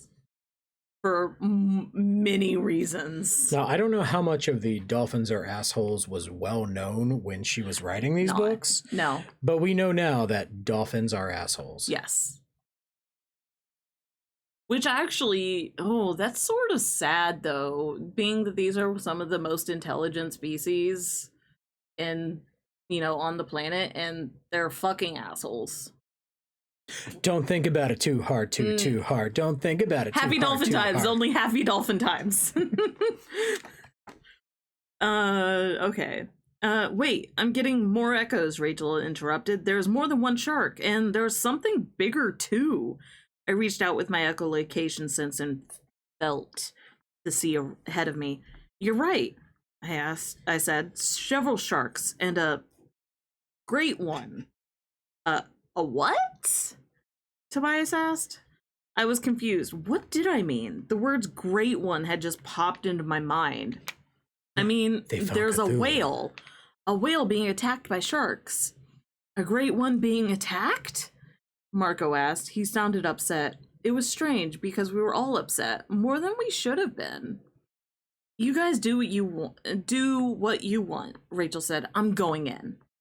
Oh, there's a big surprise, Tobias said with a weary affection. The four of us lanced forward faster than ever towards the whale in distress. I see them, Tobias reported from the sky above. Straight ahead of you. Looks like 4, maybe 5 sharks and a big, really, really big whale. Did I mention big? Wow, big. We were streaming big. We were streaming through the water when I caught sight of my first shark. He was bigger than me, maybe 12 feet long, with a faint vertical stripes. He was too excited by the hunt to notice me, until it was too late. With every bit of speed and power I could get from my tail, I rammed the tiger shark in its gills. Whop! It was like hitting a brick wall. My beak was strong, but the shark was made of steel or something. I fell back dazed. But as I tried to collect myself, I saw that a stream of blood was billowing from the shark's gills. I swam beneath him, and then I saw the huge shape of the whale. He was a humpback, more than 40 feet long. Each of his long, barnacle-encrusted flukes was bigger than me. He was trying to surface to breathe, but the sharks were attacking, tearing at the soft, vulnerable flesh of his mouth. It made me angry. Very angry. Suddenly, from the murky depths, Jake and Rachel zoomed ahead upward like missiles aimed at the sharks. Whop! Rachel hit her target. Jake's shark twisted just in time. Jake scraped across the shark's sandpaper skin, and before he could get clear, the shark was after him. Jake, he's on your tail! I got him! Look out, coming on your left, Marco! They were as fast as we were, as maneuverable as we were, and the sharks had one terrifying advantage. They did not know fear. He's on me! He's on me! Ah, Marco! I can't see! Where is he? Cassie, below you! Look out! Look out! It was no longer a game. I had gone rushing into a fight full of confidence and determined to help the whale. But now I was in a war. The sharks were killing machines. They seemed to be nothing but armored skin and razor-sharp fins and wide jaws with row after row of serrated teeth. The water was boiling with twisting, turning, speeding sharks and us dolphins, locked in a high-speed battle to the death. It suddenly occurred to me that we might lose. We might be killed. I might be killed. The water was dark with blood still billowing from the shark I had hammered. Suddenly, 2 of my sharks turned away, and they just turned and swam away. At first, I didn't know why. Then I saw that they were following the shark I had wounded. They were following the trail of blood. They were at the limits of my sight when they struck. They ripped into the injured shark with wild, uncontrolled fury. The last shark turned from the battle and went after them. Robbed of his meal of whale meat, he would feast on his brother instead. "Everyone okay?" Jake asked. "I have some cuts, but I'm okay," I said. Same here," Rachel said. She sounded tired. I guess I did too. I felt exhausted and drained. The fight had probably only lasted 2 minutes from beginning to end, but it had been a long 2 minutes. "Marco? I think I'm hurt," he said. I looked for him. He was drifting in the water, almost motionless, 20 yards away. We all swam over and crowded around him. Then I saw the wound. I think I would have screamed if I could have. His tail had almost been bitten off. It was hanging by a few jagged threads. It was useless. We were miles out in the ocean, and Marco could not hope to swim. Wop, wop, Wop, wop, wop. wop. Halfway through? All right, that is actually where we're going to take a very quick break. That sounds like a brilliant idea. All right, what do you guys think so far? What do you think? What do you think of the book?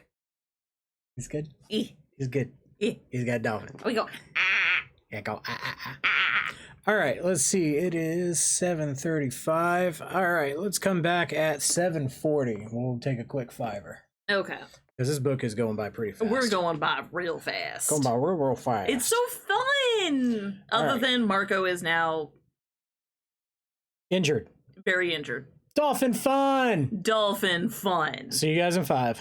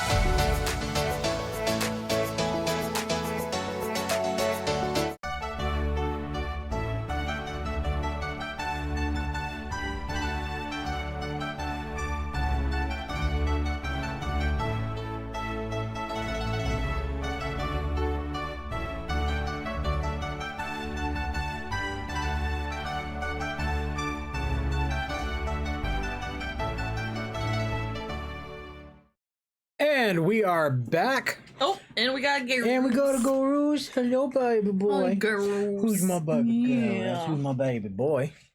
I love my baby boy. All right, whose turn is it to read? I think it is. Thank you. I think it is. Thank you, Furman. We're happy to be back. I think it's you. I think it is me. Let's find out. We can double check fairly easily. Waha. Blah blah blah. Yep, it's me. Okay.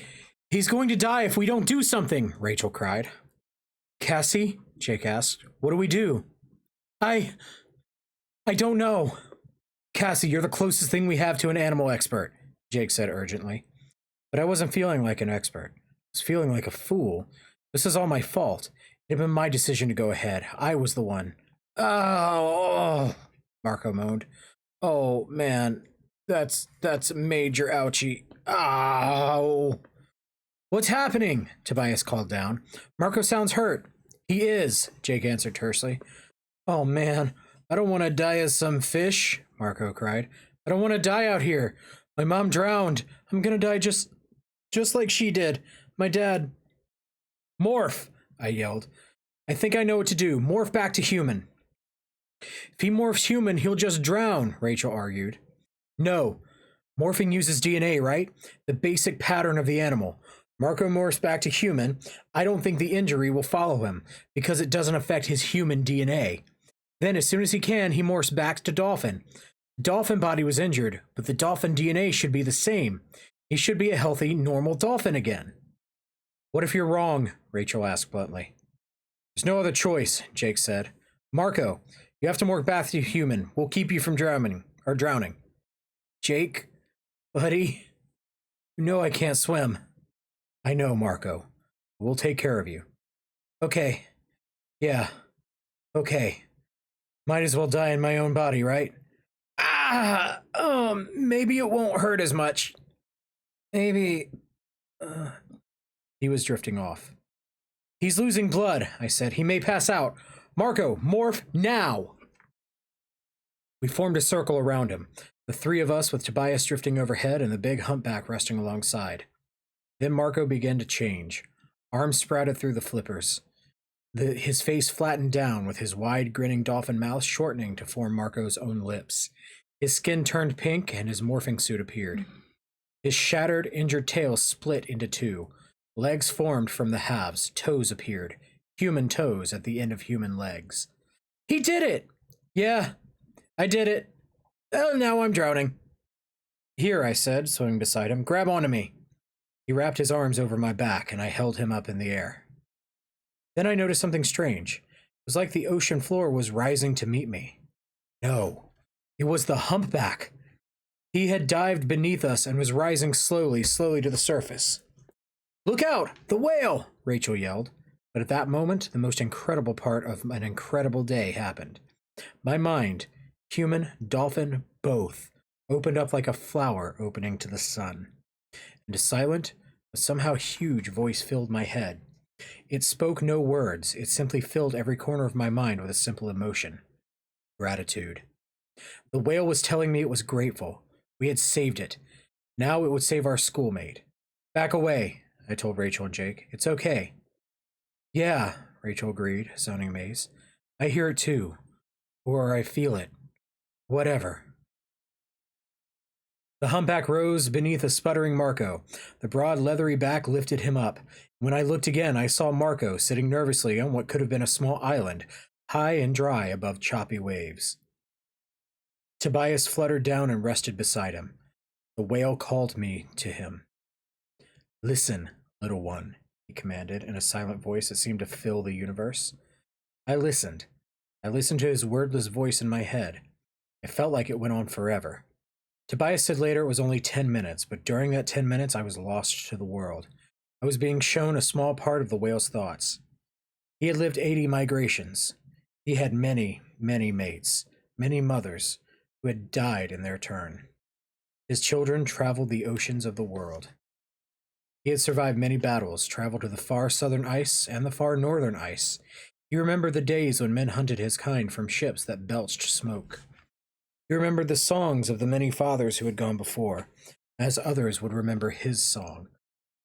But in all he had seen and all he had known, he had never seen one of the little ones become a human. Marco, I realized. He means Marco.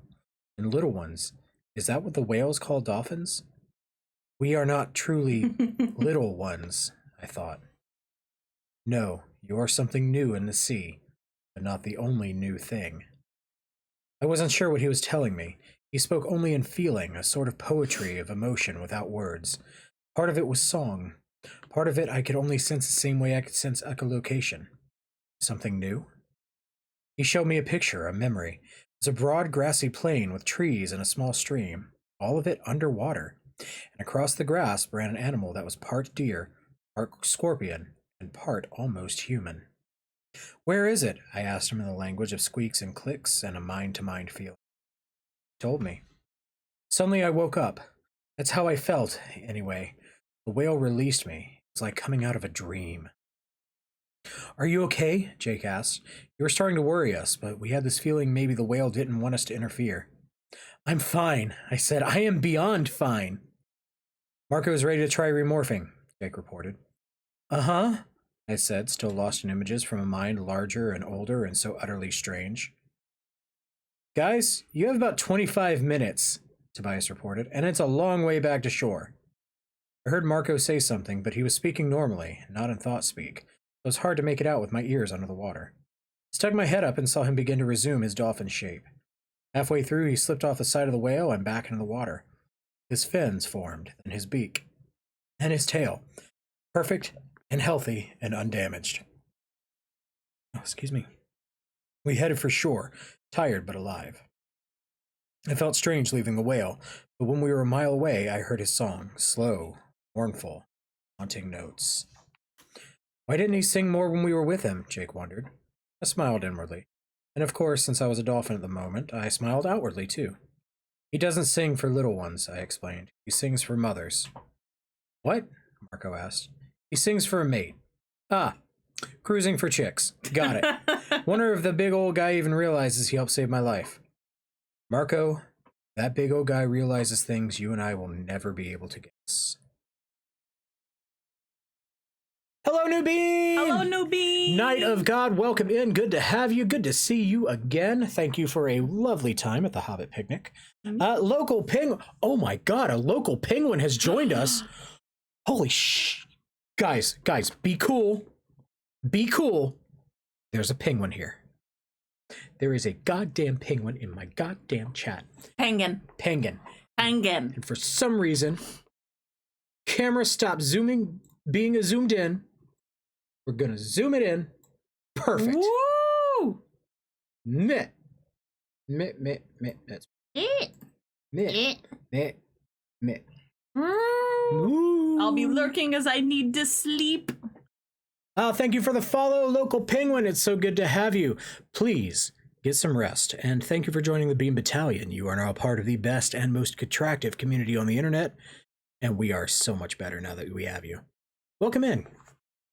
All right, you ready to continue, darling? Yes. Let's go. Let's go. The next day I went to see Marco at his home. He and his dad live in a garden apartment complex, one of the older ones on the far side of the big neighborhood where Jake and Rachel both live. I'd only ever been over there a couple times. I think Marco is kind of embarrassed because he doesn't have much money. He used to live in a house just down the street from Jake, but that was when his mother was still alive, and before his father had a breakdown and quit his job. I knocked on the door. From inside, I heard Marco's voice. Dad, there's someone at the door. Put on your bathrobe, okay? There was a delay, and then the door opened. Marco looked annoyed. Cassie, what are you doing here? I wanted to talk to you. To me? What about? About yesterday, I said. He's hesitated. Look, I'm spending the day with my dad, okay? We're thinking maybe, you do something together. That's good, I said. Over Marco's shoulder, I could see his father. He was wearing a bathrobe and sitting on the couch. He was staring at the TV. That was normal for any dad, I guess, on a weekend morning. But I had the feeling that Marco's dad was always sitting there in front of the TV. Look, Marco, I just want to talk for a minute. I come in? No, no, he said hesitatingly. He stepped aside onto the concrete breezeway. Down below us was a swimming pool. It was drained and closed. Leaves covered the bottom. Marco, I wanted to talk to you about yesterday. What about it? You could have been killed. It would have been my fault. This whole mission was my idea. Jake asked me if we should do it, and I said yes. Marco rolled his eyes. That's it? Look, it wasn't your fault. It's this whole thing we're doing. This whole Animorph thing. I mean, it's been dangerous right from the start. It's insanely dangerous. What else is new? Me pitching out of Mondays to the team.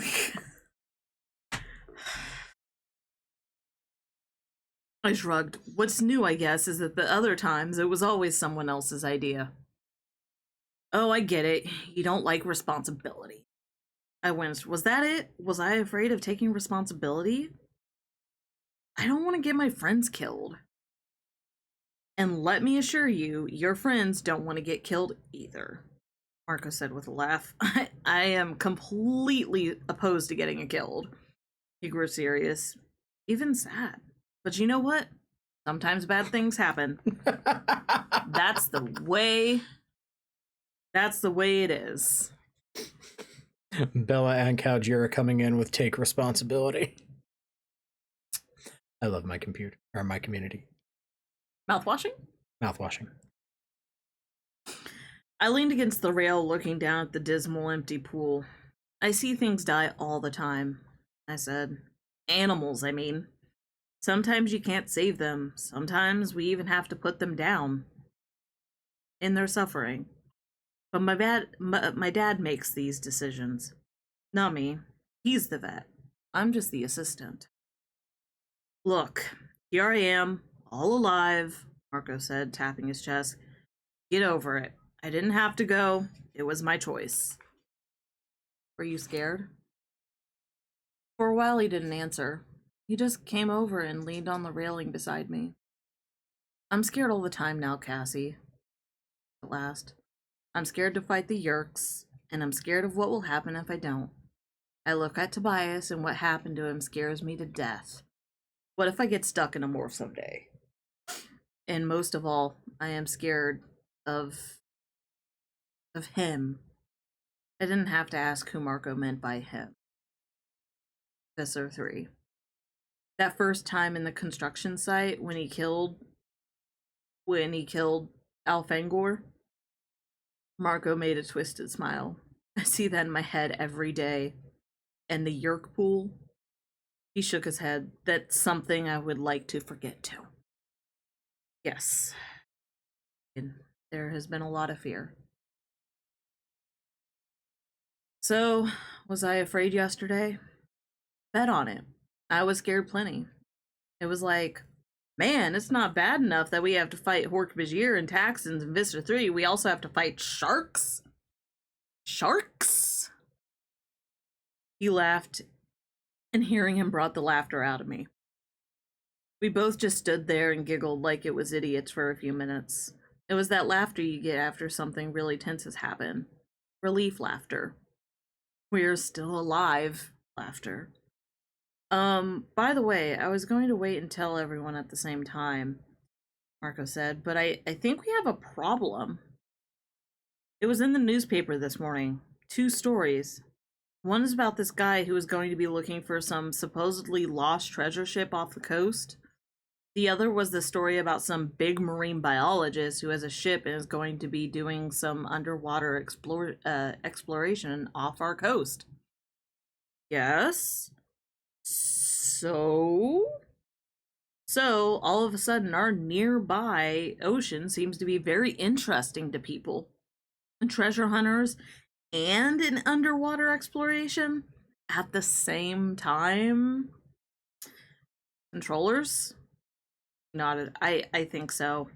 I think it's all a cover story to explain why 2 ships will be out there with lots of divers in the water. I think it's them, all right. And I think they're looking for the same thing you're looking for. I felt weak. The image of the whale had given me surfaced in my mind, and the faint cry in my dreams. The cry for help. I can't ask anyone else to go out there again. I whispered. This time we might not be so lucky. Marco looked uncomfortable. Cassie, you know how I feel about this. I think we take care of ourselves first and our own families. He glanced back at his apartment door. On the other hand, I guess after what Elfangor did for us, I wouldn't feel like much of a human being if I didn't try to save whoever it is out there. I don't know who's out there. I don't even know if it's even real. But you think it is an Andalite. I think it is. But Marco, I don't know. If someone gets hurt, killed, just because I have these dreams, I can't make that kind of decision. Yes, but you can decide to do nothing. That's a decision too. I had to smile. Marco, you know, for a guy who's always joking around and being annoying, you're awfully smart. You know, yeah, I know. But don't tell anyone. It would destroy my image. I started to walk away. You know what was strange about yesterday? Marco said. What? The sharks. They were so totally deadly. I mean, we worry about Horcrux and Taxons and Visser 3. You kind of forget that right here on little old planet Earth, there are creatures just as tough and dangerous. It would be funny if it wasn't some alien that ended up getting us, but some normal Earth creature. I didn't think it was funny at all. Marco grinned at my stone face. Okay, not funny, haha. More like funny weird.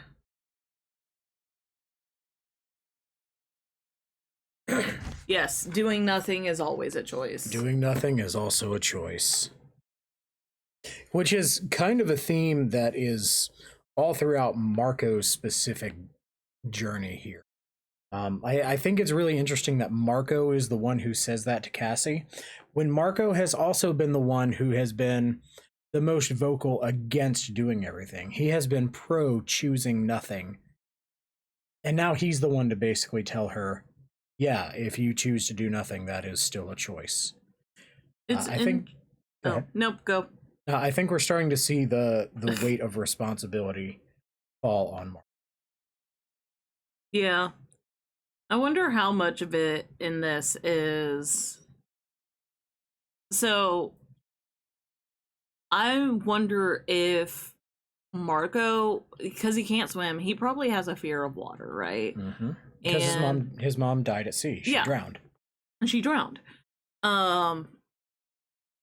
So how much of his realization about there is an Andalite in underwater is actually impacting him emotionally, because there is the probability that if they don't do anything, this Andalite is going to die the same way his mother did.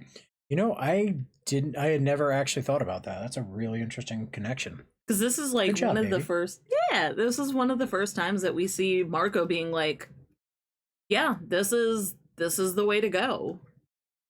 All right, let's go. Okay, Jake said, here's what we know, or at least what we think we know. We were all at Rachel's house again. It was a few hours after I had gone to see Marco. Tobias was perched on the windowsill. He didn't feel all that comfortable being inside for long. He liked the feel of wind and the open air.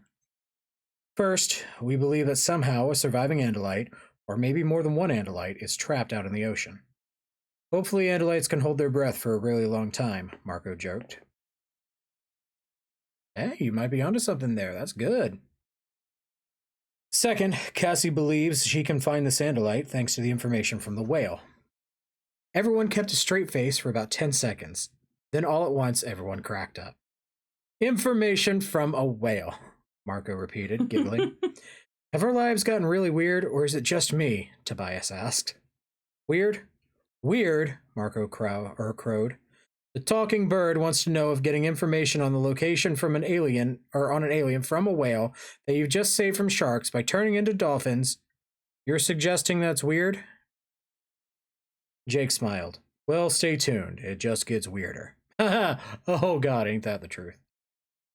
Cassie and I have been going over maps. She said the location we're looking for is pretty far out at sea, too far for us to swim and still have any time left out of our 2-hour limit.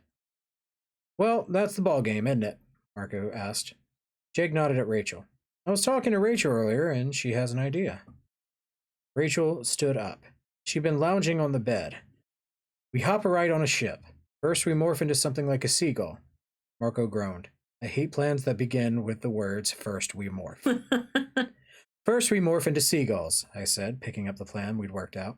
Then we fly out onto the shipping channel, land on a tanker or a container ship or something that's going the right way, or the right direction. We morph back to human, rest up, let the ship get closer, and then jump over the side, morph to dolphin, and then go the rest of the way. Oh, well, when you put it that way, it sounds so easy, Marco sneered. How about if we just walk over to Chapman's house and tell him to call Visser 3 to finish us off? It's a lot easier, and the results will be the same. Jake sighed. It's dangerous and risky, and there are about 100 things that could go wrong. Plus, as Marco's told us, we have a reason to think that controllers will be out there searching for the same thing we're searching for. This idea just gets better and better, Marco said. Let's put it to a vote, Jake suggested. I'm in, Marco said instantly. A split second behind him, Rachel said her usual, I'm in. Everyone stared open-mouthed at Marco. Just once I wanted to beat Rachel to it, he explained. Tobias? Jake asked. I don't think I should vote. I have to sit this one out. I can't stay up that long with nowhere to set down. Sorry. We had the dreams, just like Cassie, Jake pointed out. Do you think we should do this or not? Tobias fixed his fierce gaze on me. Yes, Cassie and I both had the same dreams. I think they're real. All right, looks like we go, Jake said briskly. Tomorrow, first thing in the morning. Can't wait any longer. The longer we hold off, the greater the chance of Yerk to beat us to it. We left Rachel's house. Marco split off in one direction. Tobias flew to some unknown destination.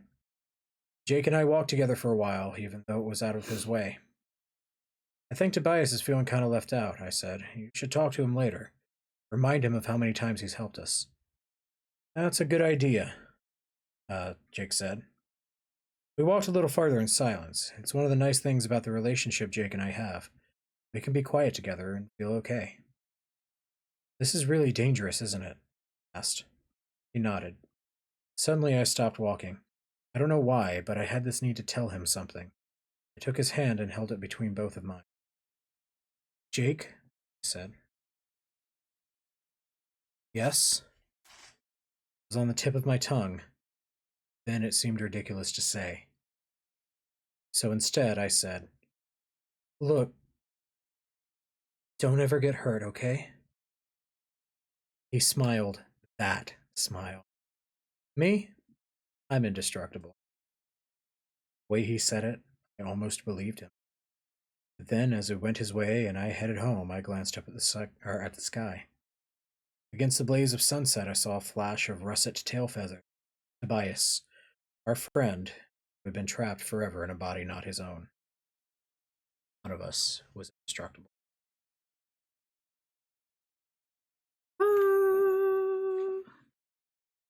Yeah, I know modern ships have man overboarding systems. Do they have those in the 90s? I don't actually know. I think so. I'm actually not sure. Hey, Gar, can you look into that for me? I'm actually curious now. Also, a normal Tuesday. No, this is a normal Monday. Yeah, it's a Monday. Okay, so I recently watched a video, and I do not recommend watching it if you have not read the entire series, but it is a really fucking good video where somebody actually takes everything that happens in every Animorph book and maps it onto an actual calendar. Oh, that's cool. To like show how, like, what days specifically. Like this guy goes into like, all right, so the text describes the moon during this phase. Well, looking at 1990 whatever, at this time, we can say that it probably took place between these few days. And then like it's insane because he manages to fit the entire Animorph timeline onto an actual timeline. How long did it take? And the takeaway here is, the video is like, I think an hour and a half, 2 hours long. No, like how many days of the calendar? I don't actually remember, but I think it takes place over like 1 or 2 years. A lot of shit goes down in that time. A lot of shit goes down in that time. Which, I mean, sort of makes sense because most of the books only last, like, maybe 2 weeks at a time. God, and, like, I remember how this thing fucking is, and I remember what happens to these guys, and, like, how they come out the other side, and God, it is not okay. War crimes! Yeah, same. Look, Night of God, real talk, that's the kind of content I wish I could, like, fucking make myself. Maybe one day if Love Story is a full-time job. Oh, it gets so dark. So... Yeah, I'd be kind of surprised on that too, Gar. But also, like, I'll give a little bit of leeway because it's the 90s and it's shipping. Yeah. Shall we? Hey, half a sandwich.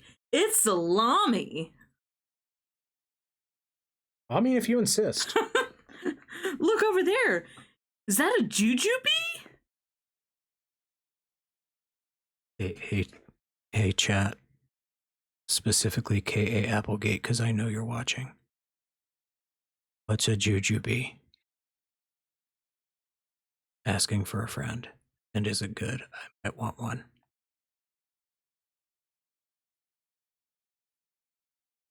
Oh. That's not a jujube, Garlactic. Salami. I do want salami. No, pizza. Oh, pizza, part of the crust. Gar says jujube is similar to dots. Oh. Kalgir says it's a fruit. Gar says it's a candy. Beambot says Garrus deserves a treat. Garrus deserves a treat. Hey, Garrus deserves a treat. Come on, buddy. Yeah. Good boy. It's a fruit. It's a candy. It's a bird, a plane? It's a bird, actually. It's a seagull. Yeah, seagull. Pizza. Pizza. Sounds very... part of a crust, and it's one of those stuffed... Oh, God. Dinner. Those stuffed crusts. Fortunately, one thing we always have plenty of in the Wildlife Rehabilitation Center, also known as my barn, is seagulls. We acquired the seagull DNA, then the four of us, with Tobias watching from the high rafters, morphed into the new birds. I have been a bird before, an osprey to be exact, one of the types of hawk. But gulls are different in some ways. For one thing, they're scavengers, not predators. So as we took wing and flew in a rush of white from the open hayloft, I noticed different things, felt different things. My seagull mind was not searching for mice or scurrying animals. It was much more open-minded. My seagull intelligence looked for anything. Anything that could even possibly be food. Fortunately, the gull's brains were close enough to the other bird brains that we'd all experienced that it was fairly easy to control them. We didn't waste a lot of time getting started. Although, once we did get started, everyone was constantly pointing out food. Hey, look! French fries on the ground! Whoa, that's half a Three Musketeers bar by that car! Oh, look at the dumpster behind that McDonald's! Sometimes you just have to accept the animal basic instinct and go with it. There's the beach, Jake said as we flapped and soared and flapped some more. It's easier being an osprey in some ways, much less flapping. Once we were out over the water, we could at least start scanning for food. Mostly. Hey, is that a bag of potato chips floating down there? We flew low, just a few dozen feet above the water. Not like hawks who can ride the thermals up to the bellies of the clouds. But Tobias wasn't much higher than we were now. There were no thermals over the water, and he was having to flap a lot to stay aloft. We flew on, skimming the choppy surface of the water. Hey, look, Rachel said. Over to the left. Sleek gray shapes sliced through the water, up, down, breaking the silvery barrier between sky and sea. It was a school of dolphins. You know, sometimes this is just so wonderful, Rachel said. I mean, we're flying. And later we'll be like them, at home in the water. Yeah, just us and the sharks, Marcus said darkly. Still, it is cool. Rachel said. There's a ship ahead, Jake announced. You just now noticed it, Tobias laughed. Wow, Seagull's eyes aren't exactly great, are they? It's a container ship called Newmar. It's from Monrovia? You want to know what color the captain's hair is? Waff, Jake grumbled. Hawkeyes were totally amazing. As long as it's sunny out, Tobias can read a book from like 3 blocks away. It was hard flying to catch up to the ship. It was moving fairly fast, and by the time we were close, I was exhausted. The ship was gigantic, painted a rusty blue with a deck longer than a football field. The superstructure was all crammed towards the back. That's where the crew would be. So we flew forward, hoping to find someplace private. The deck was stacked with containers, big steel boxes like trailers. Row after row of them lined the deck, and we could see hundreds more down in the hold. We settled in a narrow space between 2 rows of containers far forward. It was like having walls all around us. Corrugated metal walls that went high over our heads. Tobias, how much time? Jake asked. Tobias twisted his head down to see the tiny watch strapped to his talon. It's about an hour and a half. We decided to resume our human shapes. The space between the rows of containers was even narrower when we were fully human again. Brr, it's chilly out here, I said. The steel deck was cold beneath my bare feet, and even though the sun was high in the sky, we were in shadow. Man, I swear this is the worst thing about morphing, Marco said. Can someone please figure out how to morph shoes and maybe a sweater? Come on, Cassie, you're the morphing genius. I'm sick of these morphing outfits. Oh, but you look so cute in spandex, Rachel teased him. Plus, they aren't exactly fashionable. All I'm saying is uniform, something cool looking and warm. Warm would be nice. When winter comes, we're going to be some sad little Animorphs. I have a more important question, Rachel said. How do we know when we're there? You know, our destination. Jake made a nose face. I figure the ship is going like, 20 miles per hour? Figure an hour, and that puts us 20 miles out, right?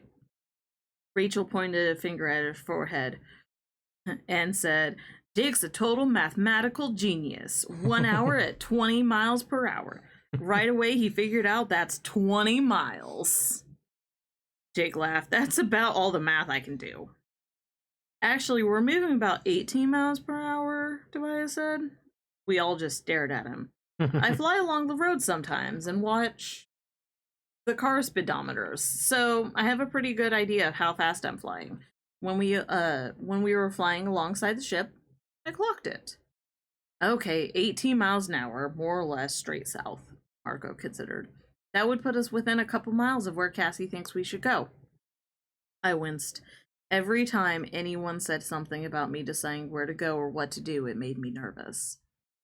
I'd better head back, Tobias said regretfully. I don't want to try and fly 18 miles back without a rest. And if I stay on this ship, I'll end up in Singapore. Singapore? Rachel asked. Yeah, I read the captain's log as we were flying alongside. That's where they're heading. Tobias flew off, leaving us a little watch. It was extremely dull waiting for an hour, with nothing to do but try and guess what was in the big containers all around us. On the other hand, we knew what we had to do next would definitely not be boring. So basically, we were happy just to get bored for a while, huddled together to stay warm in the whipping ocean breeze. After a long time, Jake checked the watch. It's been about an hour. Cassie, what do you think? I don't know, I admitted. I guess I was hoping that when I was back in Dolphin Morph, I would be able to make sense more of the details the whale communicated to me. It was mostly images, and some of the images were about sounds and currents and water temperature and stuff you can't see from the surface.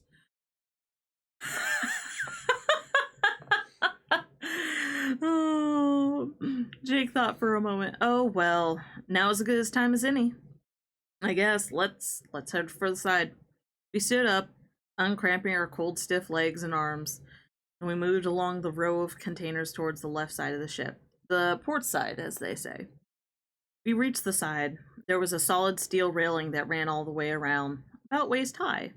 Jake checked to see if we would be in view of the bridge, and we headed forward a little bit more to the blind spot where no one would see us. The four of us leaned over the rail and looked down at the water. It looked like it was 1,000,000 miles below. Marco whispered, "Man, that is some high dive. No big deal for a seagull or a dolphin, but a mighty long way for a human." I agreed. "We can't morph up here. We'd never get our dolphin bodies over the side," Rachel pointed out. "Nope," Jake agreed. "We have to jump in without human bodies. All except Marco. He can't swim. I thought he could morph up here and then we could just shove him over the side." Rachel looked skeptical. "Jake? When Marco was in dolphin morph, he weighed like 400 pounds. Jake looked worried. "I kind of didn't think about this when I was planning." Yeah, also, what's their return plan? Yeah, exactly. That's sort of where I was thinking. I was like, how are they getting back? They've got enough food for the way back, Mr. Frodo.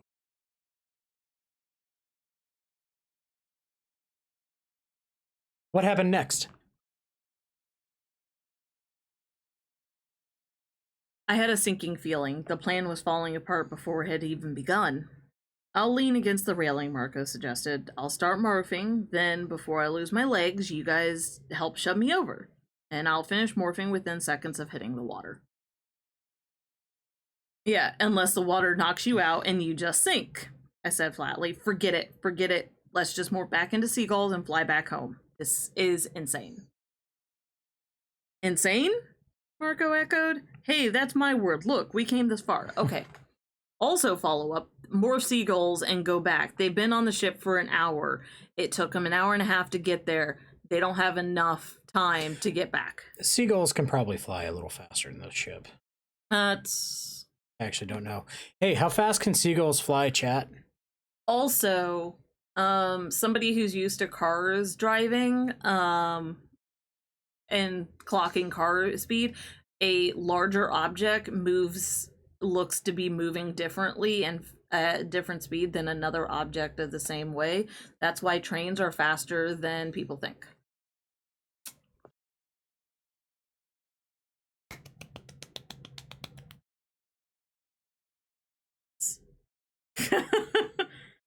"28 miles an hour. Also, I love that we've got in chat, new chat, same day. We've got a Knight of God and an Opossum Paladin, and I kind of want to see that buddy cop movie.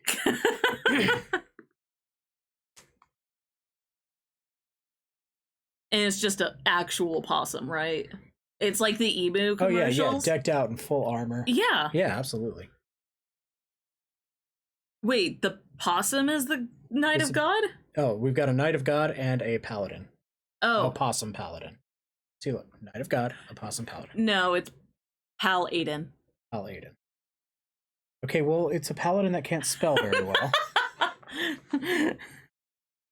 They rely on might. They rely on their sword and shield because they can't spell. Low intelligence. Possums are actually very smart. Yeah, but paladins aren't. Where are we at? Okay.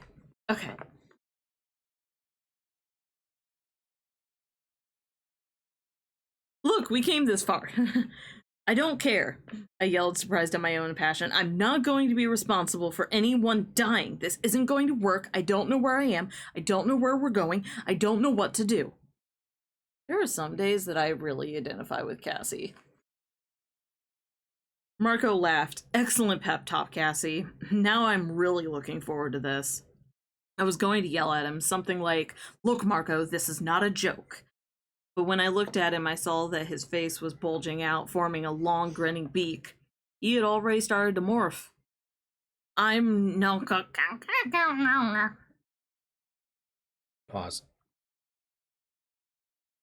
"I desperately need you to make dolphin noises again, and I desperately need somebody to clip this. Ladies and gentlemen of the Bean Battalion, I give you Lemon Duck in tonight's performance of The Dolphin." I'm...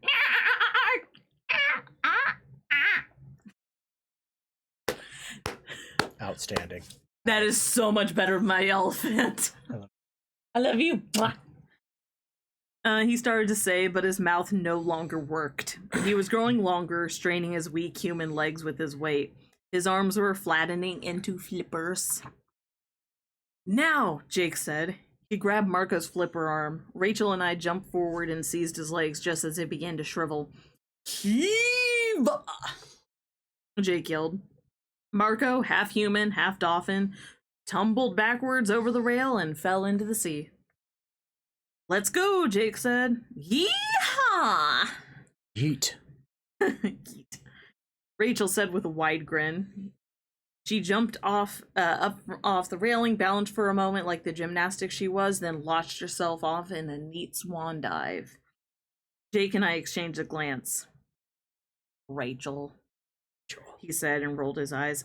She's your cousin, I pointed out. On the count of 3. 1, 2, yeah! I climbed over the railing and launched myself as far from the steel wall of the ship as I could.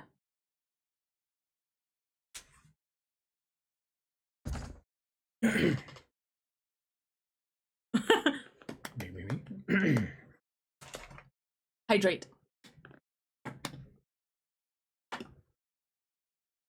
All right. Need to make sure I get this line read correct. Ah! I fell for what seemed like a very long time. Ploosh! I hit the water feet first and plowed beneath the surface in a pillar of bubbles. The cold shocked me. The water was like ice, and just a few feet away was the intimidating steel wall of the tanker, sliding past at what felt like incredible speed. I kicked my feet and began to ride at the surface. I've been a swimmer since I was little, but it frightened me being this far out of the water in the deep. This wasn't a pool or a pond. This was the ocean, 20 miles from land. I broke the surface and gasped with a lungful of air and a mouthful of salt water. What had looked like a little choppiness from up in the ship felt like towering waves down here. I couldn't see any of the others. All I could see was the side of the ship. Come on, Cassie, I told myself. Do it. Morph. This is no place for a person. There is just about nothing as helpless as a human being in the ocean. Without my ability to morph, I wouldn't have lasted an hour. I felt the change begin as I focused on morphing. First, I thought it would kill me. I soon had most of the weight of the dolphin, with nothing but my human feet paddling to keep my head above the water. My arms had already become flippers. A wave washed over me, leaving me sputtering from my mouth and my blowhole at the same time. I realized I could no longer keep my head above water. I took a deep lungful and let myself sink. As my eyes went from human to dolphin, my underwater vision improved. I could see other figures kicking and writhing in the water around me. Jake, half changed. Rachel, almost complete. Marco, with a dolphin grin, looking amused. Then, with a kick of my newly completed tail, I knew I was safe. I had made the change. I was a dolphin in a dolphin's world. The human clumsiness, the human cold, the human fear of alien environment, they all evaporated. I was warm and in control and right where I should be. Everyone okay? One by one they answered. We had made it. Too bad this was just the easy part of the mission. Well, that was fun, Marco said sardonically. Let's never do it again. Cassie? Jake prodded me. Tried to relax, to let my human mind recede just a little. I needed to listen to the dolphin instinct. I needed to understand the whale's instructions. Something no human mind could ever do. Not far, I said. We're just a few... Forget it. There's no word for it. Just believe me, we're close. After you, Cassie, Jake said. It felt strange taking the lead, but only I knew the way. We traveled near the surface for a while. That made it confusing for me because whales go deeper. The world the whale saw and knew was it was a deeper world than I, as a dolphin, could ever experience. Yet I knew I was going in the right direction. My echolocating clicks painted murky, half-understood pictures in my mind of underwater hills and valleys and rifts. I felt currents tugging at me. I sensed changes in water temperature. In the end, I just knew. Okay, everyone, get a good lungful, I said. We surfaced, blew out the stale air, and filled our lungs with good, clean oceanic air. Hey, what's that? It was Rachel. What? I asked her. Over there, a helicopter. We all watched as the helicopter flew low and very slowly over the water. It was just a few hundred yards away, and with our dolphin vision, we couldn't see it as well as we might with our human eyes. But as it flew closer, I could see that it was dragging a cable through the water. Some sort of sensor? Jake speculated. They're looking for something in the water, Marco agreed. It's them, he said. No one argued. We all knew it was true. Controllers were flying that helicopter. The Yerks were here. The possum scrim. Possum scrim! Possum scrim. That was a short chapter. That was a Hi. very short chapel. Chapper. That was a short chapter. That was a short chapper. Short chapter. Chaps. Chapper. Ah! All right. Okay. Yep, Ready? yep. Everyone take in as much air as you can, I said again. We're going deep. We're going deep. Everybody breathe. We dove and swam almost straight down, leaving the bright barrier behind. Away from the sun, away from the light, away from the air that we needed just as much as humans did. I echolocated a school of fish ahead, just below us, but we weren't there to eat lunch. We swam through the fish and still we headed down. Down until we could see the ocean floor beneath us. We leveled off and skimmed across the ocean floor like low flying jets racing at the treetops level, over waving fields of seaweed, through darting schools of fish, over jutting extrusions of rock encrusted by barnacles and home to 1,000 bizarre crabs and lobsters and urchins and worms and snails. Ahead was a ridge, a sort of long, low hill. We sailed over it. I'm starting to feel like maybe taking a breath would be a good thing, Rachel said. How much further? We all saw it at the exact same time. Oh, there we go. Saw it, yes, but could hardly believe it. I've become used to seeing impossible things. Aliens, spaceships, my own friends turning into animals. But this was just plain mind-boggling. It was round as a plate, a very large plate. From one side to the other, the diameter must have been 1/2 mile wide. It was covered by a transparent dome, clear glass, or whatever it is the Andalites use for glass. And within the dome, protected from the crushing force of the water, was what looked very much like a park. A park in a plastic dome at the bottom of the ocean. There was grass, more blue than green, but it still looked like grass. There were trees like huge stems of broccoli, and other trees like orange and blue asparagus spears. At the center was a small lake, crystal clear blue water. From the water grew fantastic transparent green crystals in shapes like eccentric snowflakes.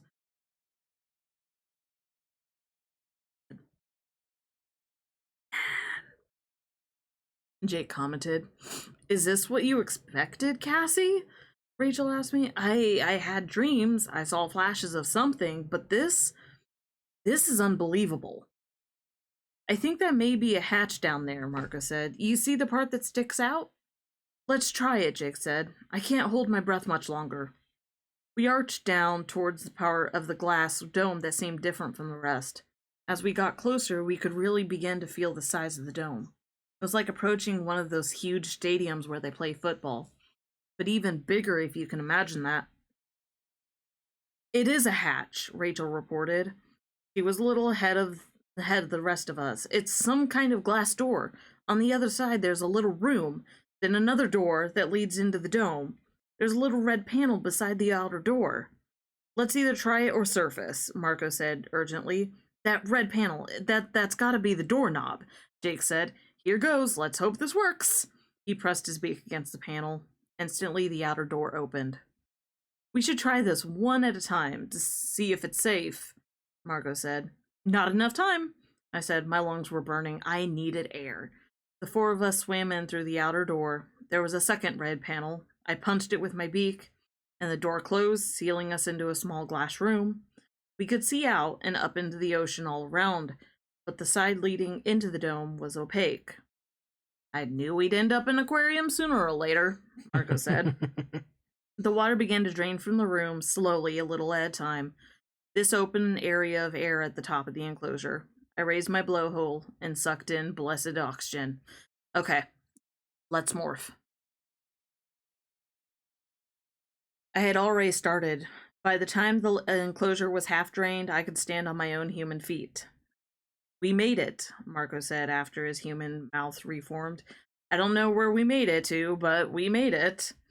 The enclosure was empty now, and the four of us stood there barefoot, dressed only in our soggy, morphing outfits. There was one last red panel beside the door leading into the dome. Ready? Jake asked. As ready as I'll ever be, Marco said. Jake pressed it with his hand, and the door slid open. I felt a wave of warm, incredibly fragrant air rush in. I caught a glimpse of, then a bright flash of light, and suddenly I was unconscious. Hi, Bun. Hi, Hexbun. Bunny. Welcome in. I opened my eyes. I was staring straight up. I was on my back. Above me, I love you. Above me, I could see the ocean all around. High overhead, fish swam by, sparkling. Higher still, I could see the bright barrier between sea and sky. But that was very far away. I rolled my head to the side. Jake was beside me, still unconscious. There was blue grass under my head. I looked the other way. Yeah! Do not move. I stunned you to see what you are. If you move, I will destroy you. He stood on four delicate hooves, looking at first glance like a pale blue and tan deer or antelope. But he had a strong upper body, like a mythical centaur, with two small arms and many-fingered hands. His face was almost triangular, built around two huge almond-shaped eyes. There was a small vertical slit where his nose should have been, and nothing where his mouth should have been. From atop his head rose two twin horns. Only they weren't horns. They each ended in an eye and turned this way and that, independent of his main eyes. He seemed gentle, quizzical, almost delicate, until you noticed the tail. The tail was like a scorpion's, thick and powerful, and ended with a wicked scythe blade that literally glittered along its razor-sharp edges. I knew what he was. There was no mistaking an Andalite when you saw one. There was no question about what he's holding in his hand either.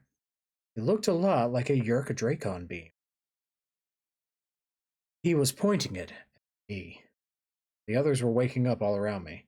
What the... Oh, Marco said. Please tell me that's a real Andalite and not Visser 3. Suddenly, without warning, the Andalite's tail arched forward.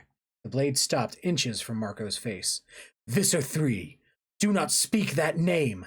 Andalite thought spoke. Okay, Marco said slowly. Whatever you want, buddy. We're friends, I said.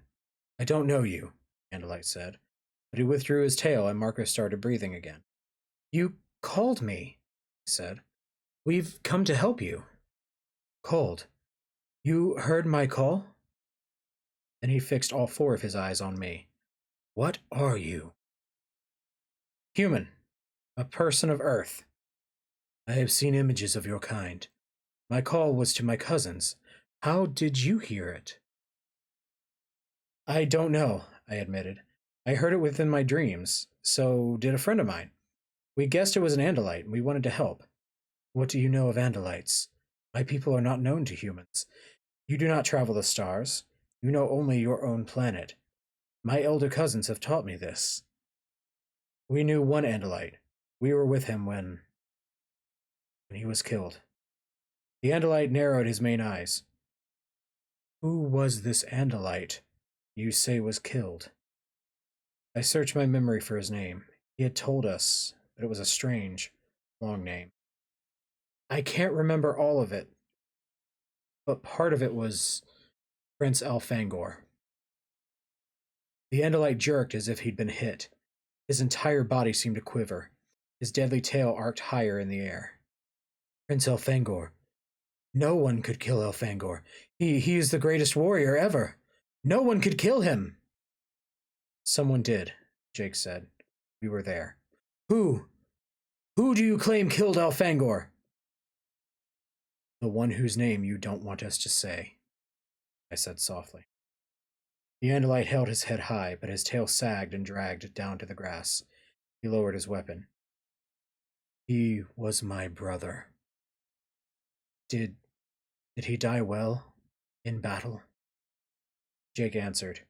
He died protecting us, and defying the Yerks to the end. At the very last moment, he struck with every weapon he had. The Andalite closed his main eyes for a brief moment. My brother was a great warrior. His cousins loved him. His enemies feared him. No more can be said of any Andalite warrior. I was surprised by what Jake said next. I've lost a brother too. He's one of them. Troller. The Andalite opened his eyes. And you, human, do you serve the Yerks or fight them? I fight them. We fight them. With what weapons? Do you have powerful weapons? Only the weapon your brother gave us, I said. Power to morph. Elfango gave you that? It is never done! He seemed disturbed. The situation would have been very bad for him to give you morphing capability. The situation is worse than you think, I said. The Yerks seem to know that you're here. Some piece of Andalite wreckage washed up on shore. They're on the surface right now. For the first time, the Andalite seemed uncertain. What is your plan? To get you out of here and hide you, I said.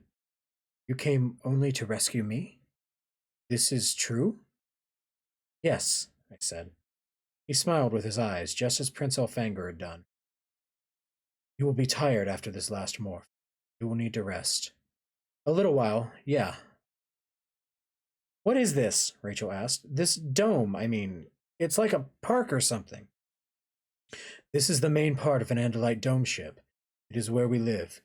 The engines and the war bridge are in a long section that sticks out from the bottom, with this dome perched on top. Like a mushroom, I said, or an umbrella. The Andalite just looked back. Never mind, I said. During the great battle in orbit over your planet, the dome was separated from the rest of the ship. Why? The Andalite dug at the grass with his forehoof. I was too young for battle by the laws of our people. Besides, the rest of the ship maneuvers better without the dome. You're a kid? I mean, like a young person? Marco asked. Yes. Are you the only one left? The only Andalite here? Yes. I am alone. When the blade ship appeared unexpectedly, they caught us off guard. I saw the main section burn. Draken beams damaged the orbital stabilization of the dome. It fell and splashed into the ocean and sank to the bottom. I have been here for these many weeks, hoping that my cousins would come for me, hoping that some survived. Finally, I risked sending out a mirror wave call. It works by... He stopped and looked embarrassed. I am not supposed to explain Andalite technology. My brother would have been angry with me. Just you survived, I said sadly. Just me, he said. No prince, no warriors. I felt a sinking in the pit of my stomach. I think the others felt the same way. I'd guessed we'd all kind of been hoping the Andalite would be like the prince. A leader. Someone who could take over the battle. Someone who would know more than we did. We're young too, I said. Too young to fight according to the laws of our people. But still you fight. We feel like we don't have a choice. Look, we don't even know your name. This is Jake, Rachel, Marco. I'm Cassie. There's one more. His name is Tobias. I am... can you pronounce that name? I want to see you pronounce it. Exemili Esgaruth Ethel. I am Aximili Esgaroth Isthil. We all just... Pretty good, I think. You did really good. All that Lord of the Rings. Yeah, I actually think Esgaroth is a thing in Lord of the Rings. Isthil is definitely. For sure. We all just kind of stared. Ax, Marco said. Pleased to meet you. Who is your prince? One by one, we all looked at Jake. Oh, give me a break, Jake said. I'm not anyone's prince. The Andalite had stepped forward. He bowed his head and lowered his tail. I will fight for you, Prince Jake, until I can return to my cousins. Axe. What is an Isthil? We'll look it up later.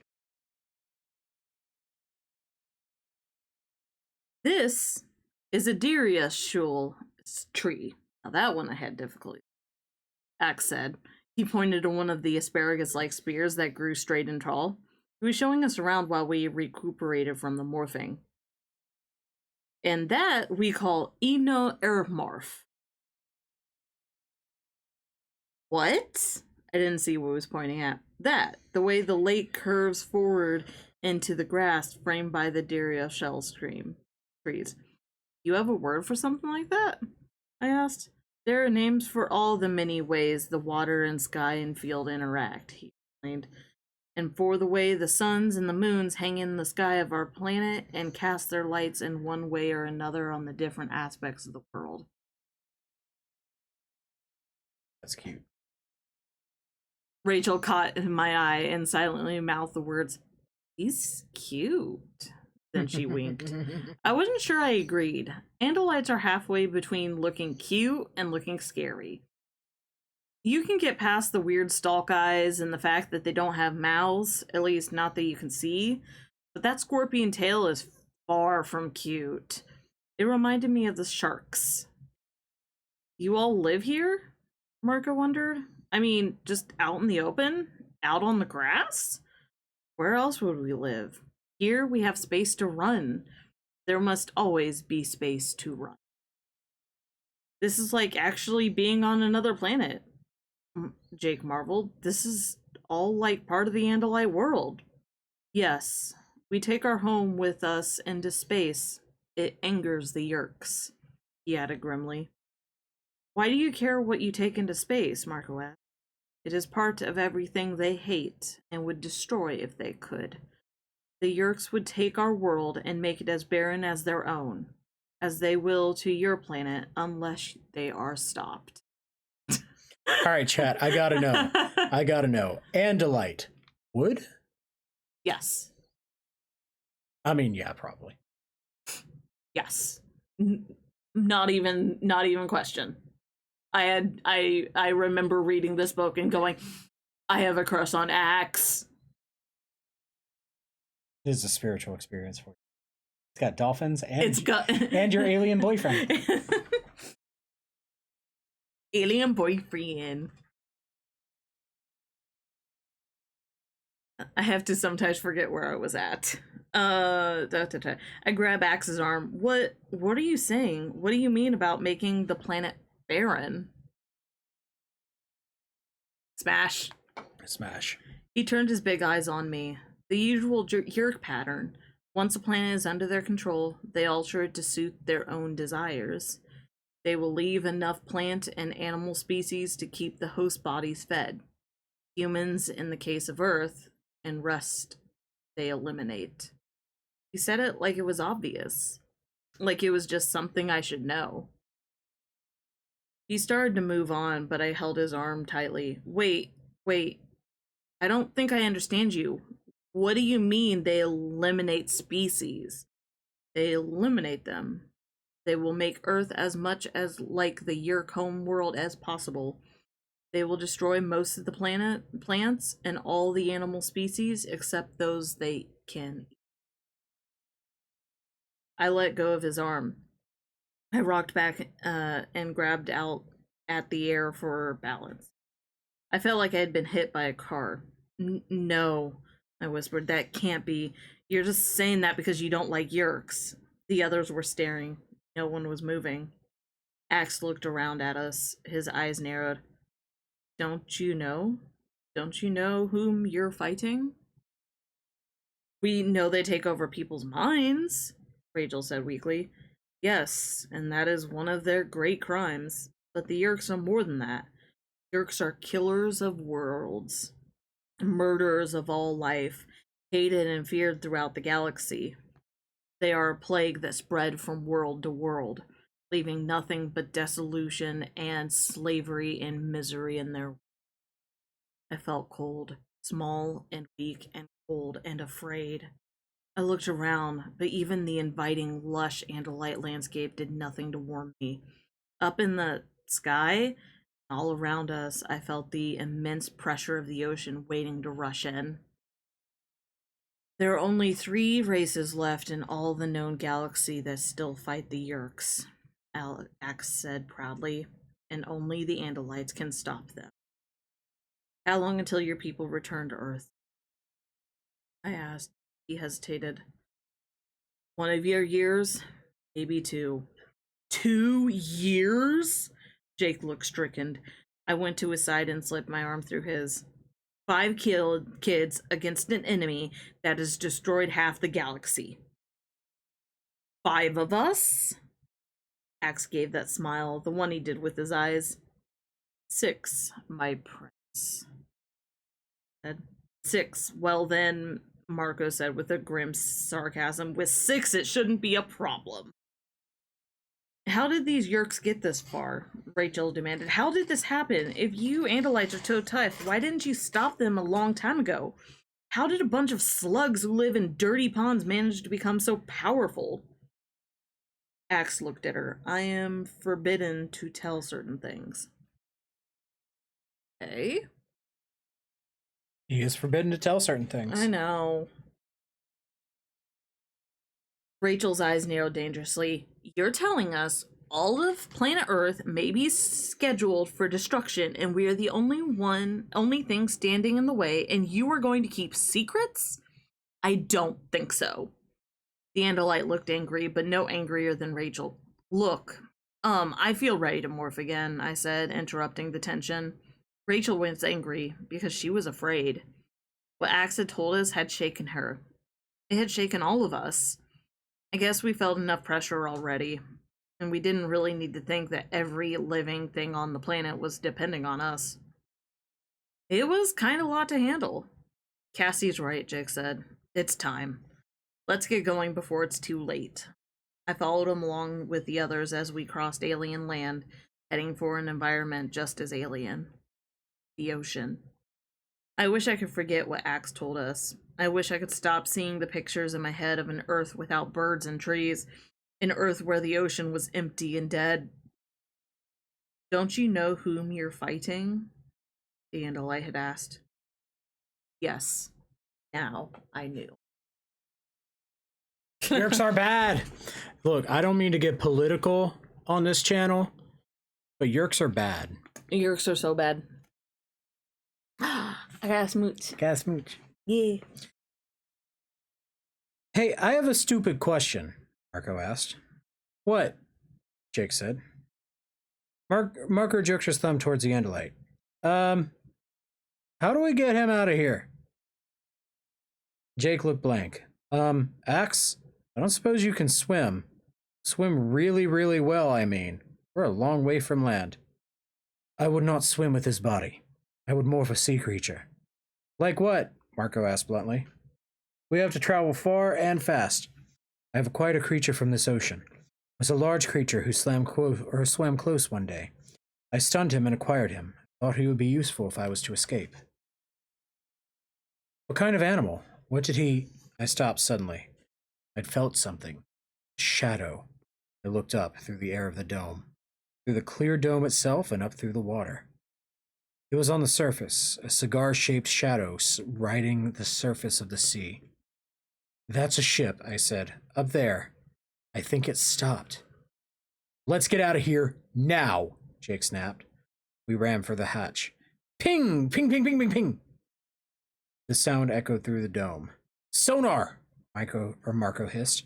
How do you know? Rachel asked. Didn't you ever see The Hunt for Red October? Great movie. Now let's leave. They found us. Ping, ping, ping, ping, ping, ping, ping, ping, ping. We crammed inside the small hatch enclosure, 4 of us and Axe. Morph! Jake yelled. I had already started. I could feel the dolphin features emerging. My friends were beginning to mutate. Water rushed into the chamber, swirling up around our legs. Axe was changing too. It almost broke my concentration watching him. In their normal forms, Andalites are strange enough. When they morph, it's totally bizarre. Instead of 2 legs shriveling and disappearing, it was 4. And then there was the stalk eyes and the tail, which lost its scythe blade, but split into a new kind of tail. A long, raked, vertical blade and a shorter, lower blade. The water swept up to my neck, but by that point I was more dolphin than human. Boom! The explosion shuddered through the dome and rattled my teeth. Felt like my eardrums would explode. Yerks, Axe said.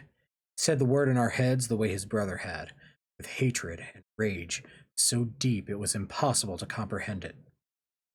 Boom! I'm getting all the sound effects in my chapter. Mm-hmm. A second explosion. Suddenly the exterior door opened and we swam out in a rush. 4 dolphins and 1 shark. I'd been distracted by the explosions, but Axe had morphed a shark.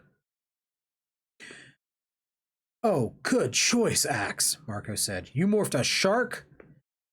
It is wrong? Axe wondered. Your species and ours are mortal enemies, I explained. Oh. I have a lot to learn about Earth. Here's the first lesson. Get out of here! Marco screamed. I soared up through the water, angling towards the distant surface, but as I rose, I looked behind me. There were 2 jagged holes in the dome. Water gushed in like Niagara Falls. As I watched, a third dark cylinder was falling slowly from the surface. Even I had seen enough submarine movies to know that it was a depth charge. What hosts have these Yerks used? Axe demanded urgently. Hosts? You mean bodies? Controllers? They use Hork-Bajir and humans, I answered. Hork-Bajir do not swim, Axe said. We may be safe. The Yerks know little of deep waters. They have no oceans on the world, only shallow pools. Good, Jake said. All we've had here are Hork-Bajir. Oh, and taxons. Taxons? Yeah, is that a problem? We were near the surface now, just a dozen feet from bright barrier between sea and sky. Then a larger, darker shadow swept over us. Shadow that was dark inside of dark. That's some Kingdom Hearts dialogue right there. Shadow that touched your soul, skimmed just above the surface of the water. It was shaped like a long battle axe, twin semicircular blades at the back, a long diamond-headed point at the front. The blade ship of Visser III. Something was falling from it, as it passed over us. There were a dozen splashes. I rolled over to get a better look. What I saw made my flesh crawl. Taxons in the water, coming towards us. Those nasty worms can swim? Marco yelled. The answer was obvious. Taxons, the 10-foot-long centipedes bristling with dozens of pairs of sharp needle legs, were racing after us, and they were fast in the water. Very fast. From this angle, we couldn't see the several red jellied eyes, but we could see the circular mouth at the top of each vile body. I'd seen Taxons straining to catch bits of Prince Elfangor as Visser III devoured him. I had seen Taxons, on order from Visser III, devour one of their own. Tell me, Axe said. I have a feeling that this body I'm in might be able to fight. Is this true? I grinned inwardly. Yes, Axe. Sharks can fight. Then, Prince Jake, shall we deal with these Taxon scum? Don't call me Prince, Jake said. The answer is yes. Let's go kick some Taxon butt. Ooh, it's getting spicy now. Spicy meatball.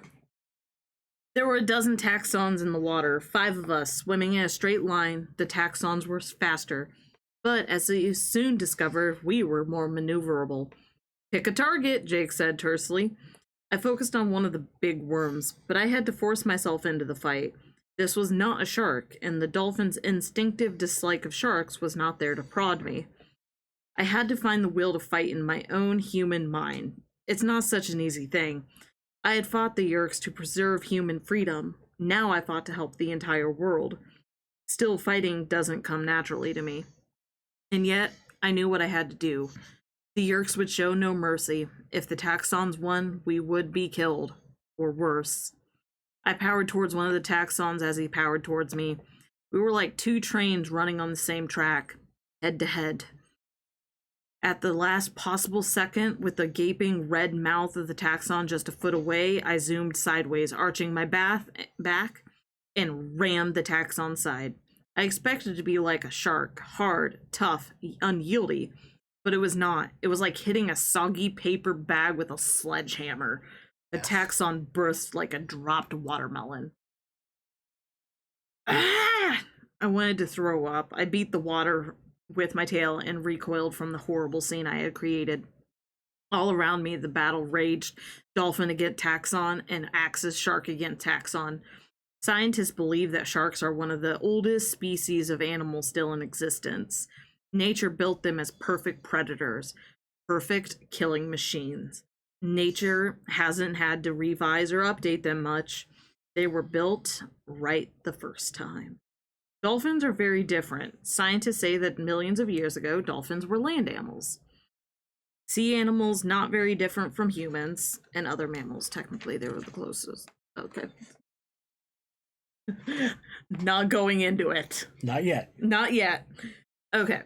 They evolved their way back into the ocean. Part of that evolution included learning to cope with predators, with killer whales and sharks. I don't know what sea the taxon race evolved from them. I don't know what natural predators they faced there, but they were not ready for this ocean. They were not ready to go one-on-one with the masters of the Earth's deep seas. They were no match for dolphin or shark. Okay, let's get out of here, Jake ordered. They've had enough. Not so tough, are they? Rachel asked, trying to sound tough herself. But she seemed shaky to me. I shut to the orifice and filled my lungs with warm evening air. The sun was dropping toward the horizon, and 2 ships were close by and steaming in our direction. But far worse was the blade ship, which hovered now just hundreds of yards up in the air. We can't waste any more time, Marco said. The plan was to head back for one of those little channel islands, unmorph, rest, and then take the rest of the distance. But even the island is almost 2 hours away at top speed. We have to make a run for it, or we'll have to choose between being trapped in a morph or drowning, and that's not a great choice. You're right, Marco, Jake said. Top speed for the nearest island.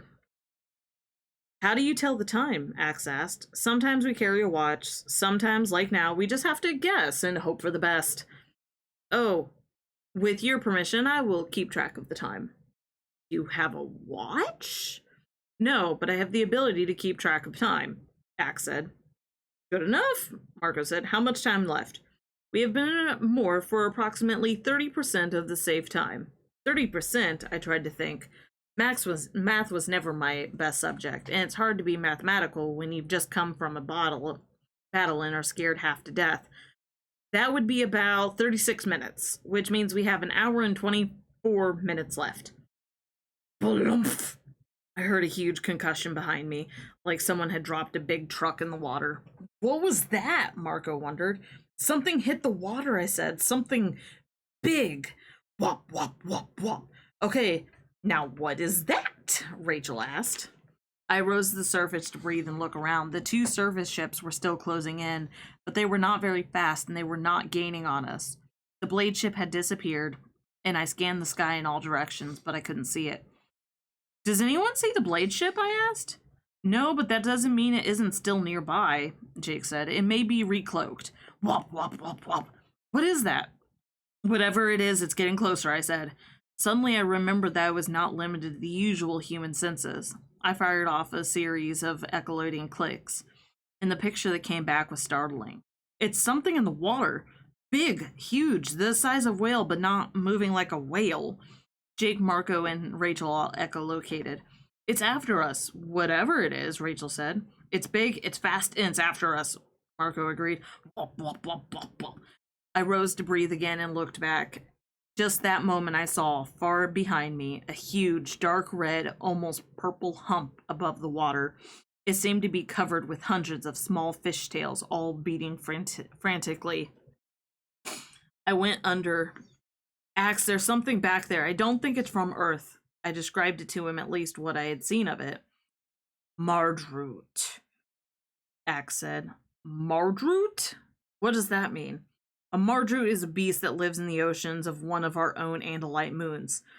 To think that filthy yerk scum on our moon, acquiring our animals. Axe, look, what is a mardroot? I asked him. It is a very large creature that swims by shooting water out of 3 large chambers. It makes a sound. Whoop, whoop, whoop. A sound like that? Marco asked. Yes, Axe said. I guess so. I did not recognize it. I have only heard it once, and that was in school, and I wasn't paying attention. It almost made me laugh. The image of an Andalite classroom where Andalite students zoned out on the lesson that we just did. But it wasn't a good time for laughing. Whoop, whoop, whoop. But this is no true Mardut, Axe said. No, Jake agreed. Do you know who and what is chasing us? Axe seemed surprised. You understand this is Visser 3. It's a alien Blastoise. Oh. Yeah, there's still more. I know it's not. We've met before, Rachel said tersely. You have fought Visser 3? You still live?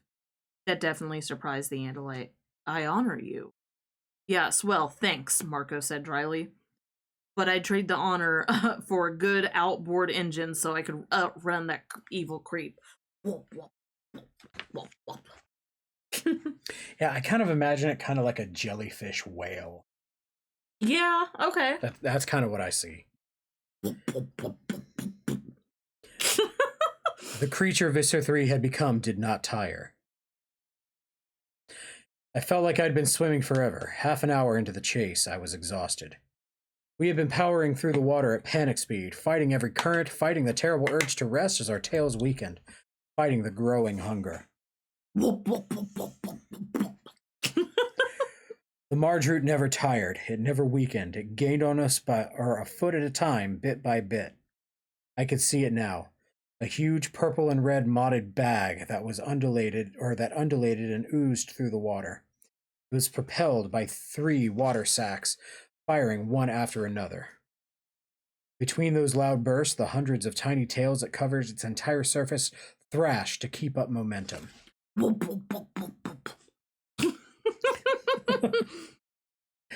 Then he spoke. We had all heard that silent voice in our heads before. It was like hearing the most terrible curses. It was pure malice and hatred directly into our brains. I am coming for you, brave Andalite warriors, Visser 3 sneered. I am coming for you. The voice churned my insides, fought my own hatred flaring up to match his. The images Axe had painted, an earth brown and empty and filled with nothing but the slaves of the Yerks.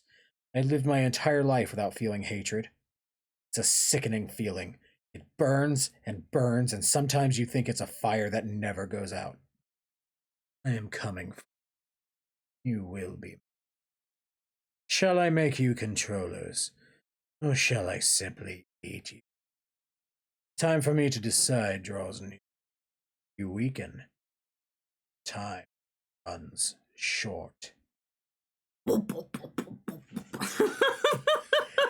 We had all been exposed to Visser 3. Axe had not. He seemed to shudder even in a shark body. The dead shark eyes showed no emotion, but his swimming became more erratic. Axe, I told him. He didn't answer. Axe, we've all heard his voice before. We've all heard his threats. You're still alive. He will kill us, Axe said. He will kill us. He killed Elfangor. Axe, hang in there. Don't answer him. Don't think about him. Just swim. But Axe's fear was catching. He was right. We didn't have enough time to make it to land without being trapped in our dolphin bodies. We would never escape him, anyway. I glanced back. He was only 5 body lengths away. I demanded still more from my burning muscles, but there was nothing more to ask. This is the end, Cassie, I told myself. This is the end. I felt the terrible hatred surge in me again, but I didn't want to end my life that way. I would not die with hate in my heart. That would be the one victory I could deny Visser 3. I felt my mind drift, even as my shattered body struggled to go on. I felt my mind floating back, to the barn, to all the animals there, to my father, my mother, Jake. I remember the good things, riding the high thermals with Tobias and the others with wings spread wide, good days, sitting at my grandmother's feet as she told me the story of our family, all the generations who had lived and worked on the farm. Then a more recent memory surfaced. The whale. I remembered his huge, gentle silence filling my mind. I could even hear his song. Wait. I could hear his song! That wasn't memory! I was hearing his plaintive, haunting song reverberating through the water. He was not far away. I opened my mind to let my human consciousness slip away. I let go. I invited the dolphin mind, the mind that loved to play and loved to fight and loved the feeling of soaring out of the water right up into the air like a bird. I let it surface in my head. I fired echolocating burst, 1,000 quick clicks compressed into a few seconds, and more than that, I cried for help. It was foolish. It was ridiculous. But I cried out in silent plea, like a child with a nightmare calling for her mother. The monster is after me. The evil one. Help me. We have used 80% of our time, X managed to say. 24 minutes left, Marco gasped. Doesn't matter. I'm done for, Rachel admitted. I can't keep going. He's too close. It's time to turn and fight. Whoop, whoop, whoop, whoop, whoop. We cannot possibly win, X said. We know, Jake said. But if I have to lose, I'd rather lose fighting than let him catch us one by one. That is a very Andalite thing to say, said. We have a lot in common.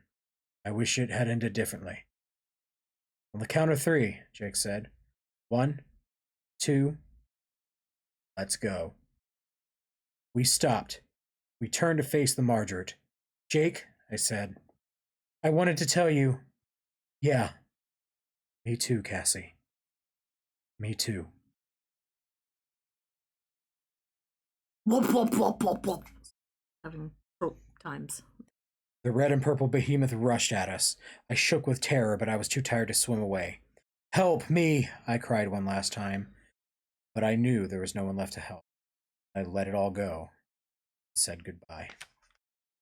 By the way, thank you, Knight of God, if you're still in chat. Thank you for being with us. Thank you, Knight of God. We look forward to having you in chat again. You are wonderful. We love you.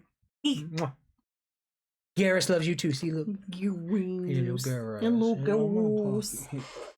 Yeah, that's so much. I've made up my mind what to do with you, Visser 3 said. After this long chase, I am getting quite hungry.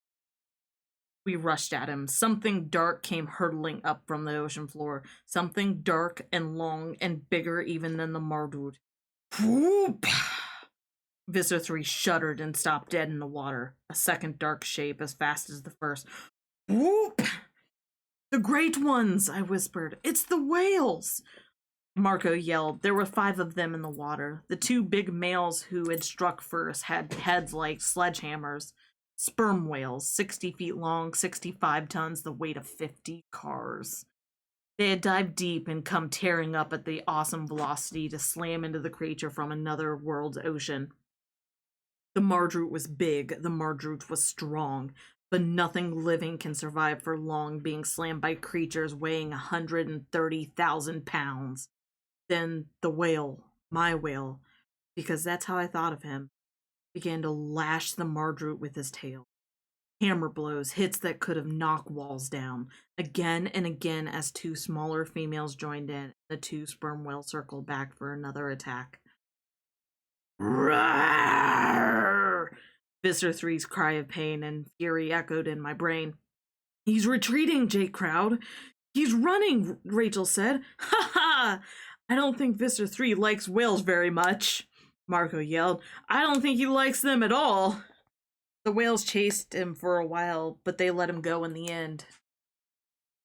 Whales are not very good at killing.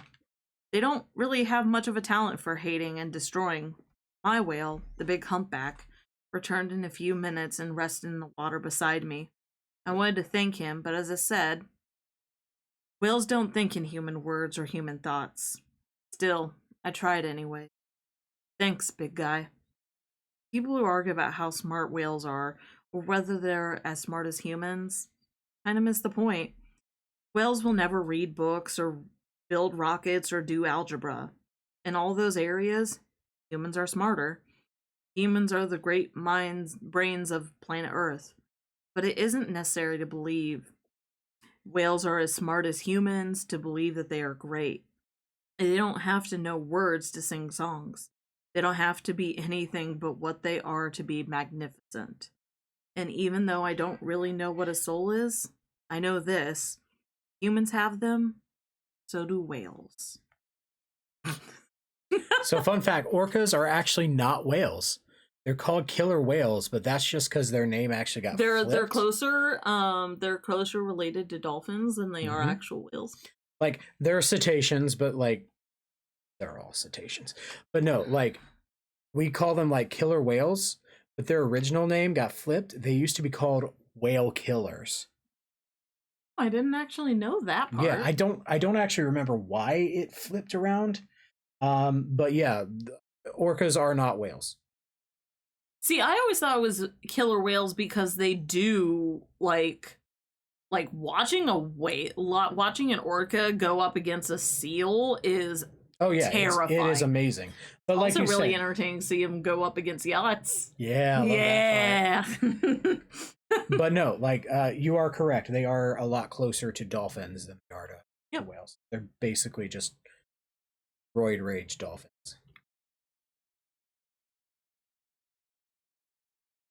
Also, there's two. I'm not going in. I'm not going there. I'm not going there. Okay. Okay. I wanted to thank him for responding to my call for help, but I had a strange feeling.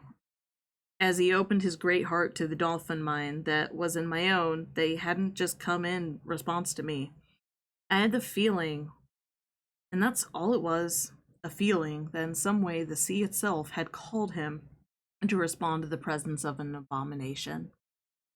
Of course, I never told that to Jake or any of the others. They would have laughed. At least, Margot would have. Morph time is almost up, Axe said.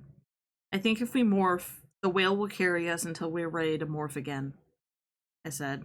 So we morphed back to our human bodies, and Axe morphed to his Andalite body, and we crawled up on the whale's huge back. I fell asleep. I know that sounds pretty incredible, but I did. I was exhausted. Physically, emotionally, in every way you can be tired, I was. When I woke up, it was sunset, and we were near shore. I could see the beach, and just a little farther down the shore, the mouth of the river. We were wet, of course, covered with splashing water and the spray from the whale's blowhole. It was still a little cold, especially now that the sun was going down. But then again, I was in Vista 3's lunch, so I wasn't going to complain. Jake was sitting cross-legged on the whale's back, smiling at me. Someday, huh? I smiled. Yeah. We did it. We saved the Andalite, and we got out alive. Barely, I said. You know something? You were right. You trusted your feelings, and we followed you, and we're all safe. I nodded. Yes, I guess so. Only as Marco would say, let's not do this again anytime soon, okay? Jake smiled a slow smile. It's fun being a dolphin, though, isn't it? I know you were worried about it, thinking maybe it wasn't right and all. I shook my head slowly. I'm still not sure it's right, but I guess we don't have much of a choice. The Yeerk started this fight, not us. And after what Axe said, I guess it's not just about one species, human beings. It's about all the animals. It's about all of Earth. Jake nodded. I think if you could ask the dolphins, they would say it's all right to use them, since what you're trying to do is save them. Nah, they would just think it was all a big game. They would never understand. We both laughed. Even if we could talk, the dolphins would never really understand what we were so upset about. We knew that better than anyone. I guess that's true, Jake. But we do understand. He met my gaze. We do understand what's at stake, and we'll do whatever we have to do to win. I knew he was trying to tell me. We'd used the dolphins to save them. We'd used other animals to save them too, and that made it okay. Save the dolphins! Save the dolphins. Save the dolphins. There you go. We morphed once more into our dolphin bodies and swam down to the river to the place where we had entered the water. We beached ourselves in shallow water and returned to their human bodies. Feels good to be a human again, he said. Marco said, Oh, Jake, you were never exactly human to begin with. We dug our clothes and shoes out of their hiding place. I pulled jeans and a sweatshirt on over my wet morphing suit. I shoved muddy feet into boots. Strange, Axe said, watching us closely. What is the meaning of the things you place on your bodies? It's clothing, Rachel explained. Why do you wear it? Does it protect you from your environment? Yes, that plus the fact that they get people line. Line. All right. Yes, that. Plus the fact that people get very upset if you walk around naked, Marco answered. There was a fluttering overhead. One of the shadowed branches dipped with a sudden weight. Is that you, Tobias? I asked. Yeah. You found an Andalite! Yes, Tobias, meet Axe. That's his nickname, anyway. Axe, meet Tobias. Tobias is one of us. Sort of, anyway, Tobias said dryly. I like this morph so much that I moved in permanently. The Andalite was shocked. You were trapped? Yeah. Axe turned his eyes on me, and looked from each one of us to the next. He seemed very solemn. You have paid a price for the gift of my brother Elfangor. Prince Elfangor was your brother? Tobias demanded. His hawk eyes glittered. I was with him in the end. This is all fine, Jake interrupted, but we have to get out of here. And we have to decide what to do with Axe. He can't exactly go walking through town with us. I think he should come to my farm, I said. It's not so different from the dome ship. Fields, meadows, woods, all the way into the natural forest land. He'd have to be careful, but it's the only place we have to hide him. That still doesn't deal with how we're going to get him there, Marco pointed out. It's a long walk. People are going to notice a big blue deer with extra eyes and a scorpion tail. I must morph, Axe said. Yeah, but into what? Then, to my surprise, Axe walked over to me, placed one delicate, many-fingered hand on my face. With your permission, he said. I felt myself getting spacey. Not sleepy, exactly, but sort of like I was in a trance. I realized what he was doing. He was acquiring my DNA. Excuse me, but are you gonna morph Cassie? Marco asked. And can he do that? Axe went to Marco and touched his face. One by one, Axe acquired each of us, and then began to morph. I've seen a lot of strange morphings, but nothing was ever like this. Axe wasn't becoming an animal, he was becoming a human. But a human being we all knew in some ways. A melding of the 4 human Animorphs. His front legs began to shrivel away, his back legs thickened and straightened. Suddenly a mouth appeared in his Andalite face. Scorpion tail shrank and disappeared. He reared up and stood erect. I think we better give Axe some privacy, I suggested. Is he going to be a boy or a girl? Marco wondered. Either way, let's turn our heads, I said. We did, and probably just in time. Hey, Axe, in that pile of clothes there's an extra pair of boxers and a t-shirt, Jake said. Put them on, okay? A few minutes later, we turned around. We all stared. Axe had the t-shirt pulled up like a baggy pair of shorts. The boxers were on his head. Okay, Jake said. A few small adjustments. Axe, are you male or female? I chose to be male. He stopped suddenly, his eyes wide. He was surprised by his mouth. It wasn't something Andalites understood. I chose male because I am male. Word. Male. Is that a good choice? Choice. Choice. He twisted his lips around and stuck out his tongue. Strange, he said. Male is fine, Jake said. Rachel, Cassie, turn around. Marco and I will help Axe adjust his clothing. When I looked again, Axe was dressed normally. He didn't look normal. He was medium height, perfect balance between Rachel and Marco. Medium build, somewhere between Jake and Marco. Hair was brown with just a little of Rachel's gold and a little bit of my curl. His skin was the color of light brown sugar, a blending of my brown and Marco's olive and Jake and Rachel's pale white. He was human, and yet somehow strange. He jerked his head this way and that. How do you look? Look. How do you look around? Wound behind. I grinned. It was exactly like every time I first morphed into a new animal. He was getting used to his new body, or at least trying to. As I watched him play with his lips and try out new sounds, he suddenly tumbled forward. Jake grabbed him and held him. You only have 2 legs now, Axe, he said. Yes, 2. Ooh. Very shaky. Yeah, we're a shaky species, Marco said. Well, let's get out of here, Jake said. Axe, he said. Don't talk to any strangers on the way home. Last chapter. Last chapter, let's go. This is a very short one. Okay, so hang on. I love that Cassie's whole thing is that she is wrestling with the idea of like consent to morph into these animals. Yes. And the very first thing that Axe does is ask for consent to acquire DNA.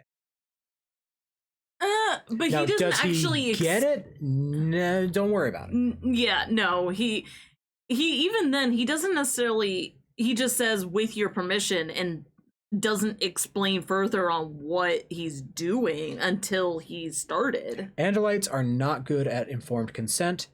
If you are ever in a position to do BDSM with an Andalite, maybe do not. No. No. No. No. Definitely not. Read the last chapter. Scorpion tail. Later, dearest.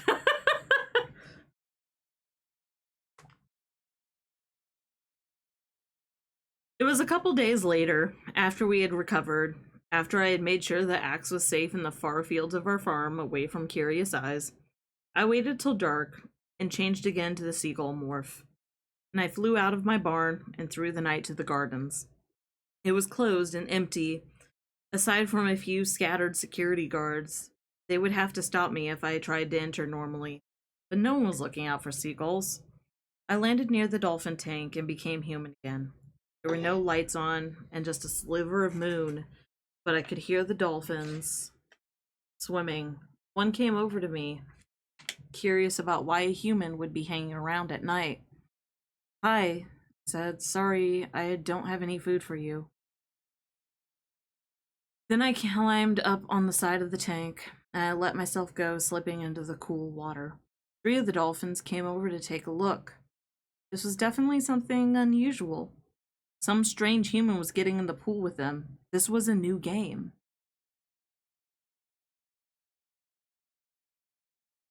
I began to morph. This definitely got their attention. All 6 dolphins swam around, looking up at me, sideways at me, back at me as they passed.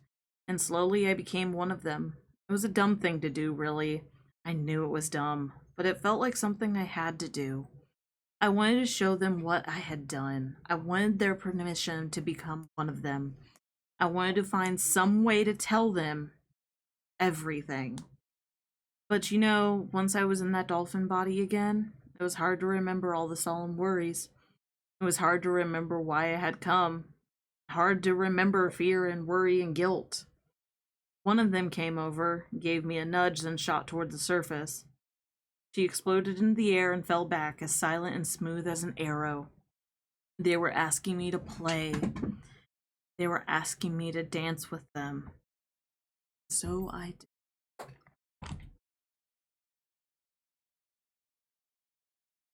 And that is Animorphs number 4. Animorphs number 4. Ooh, I like that one. That one's really good. It's just like it does tackle a lot of things with, especially like consent. Mm-hmm. It makes me think of like that whole, it's gonna sound really weird, but hear me out. It makes me think of You got this, I believe in you. Harkness.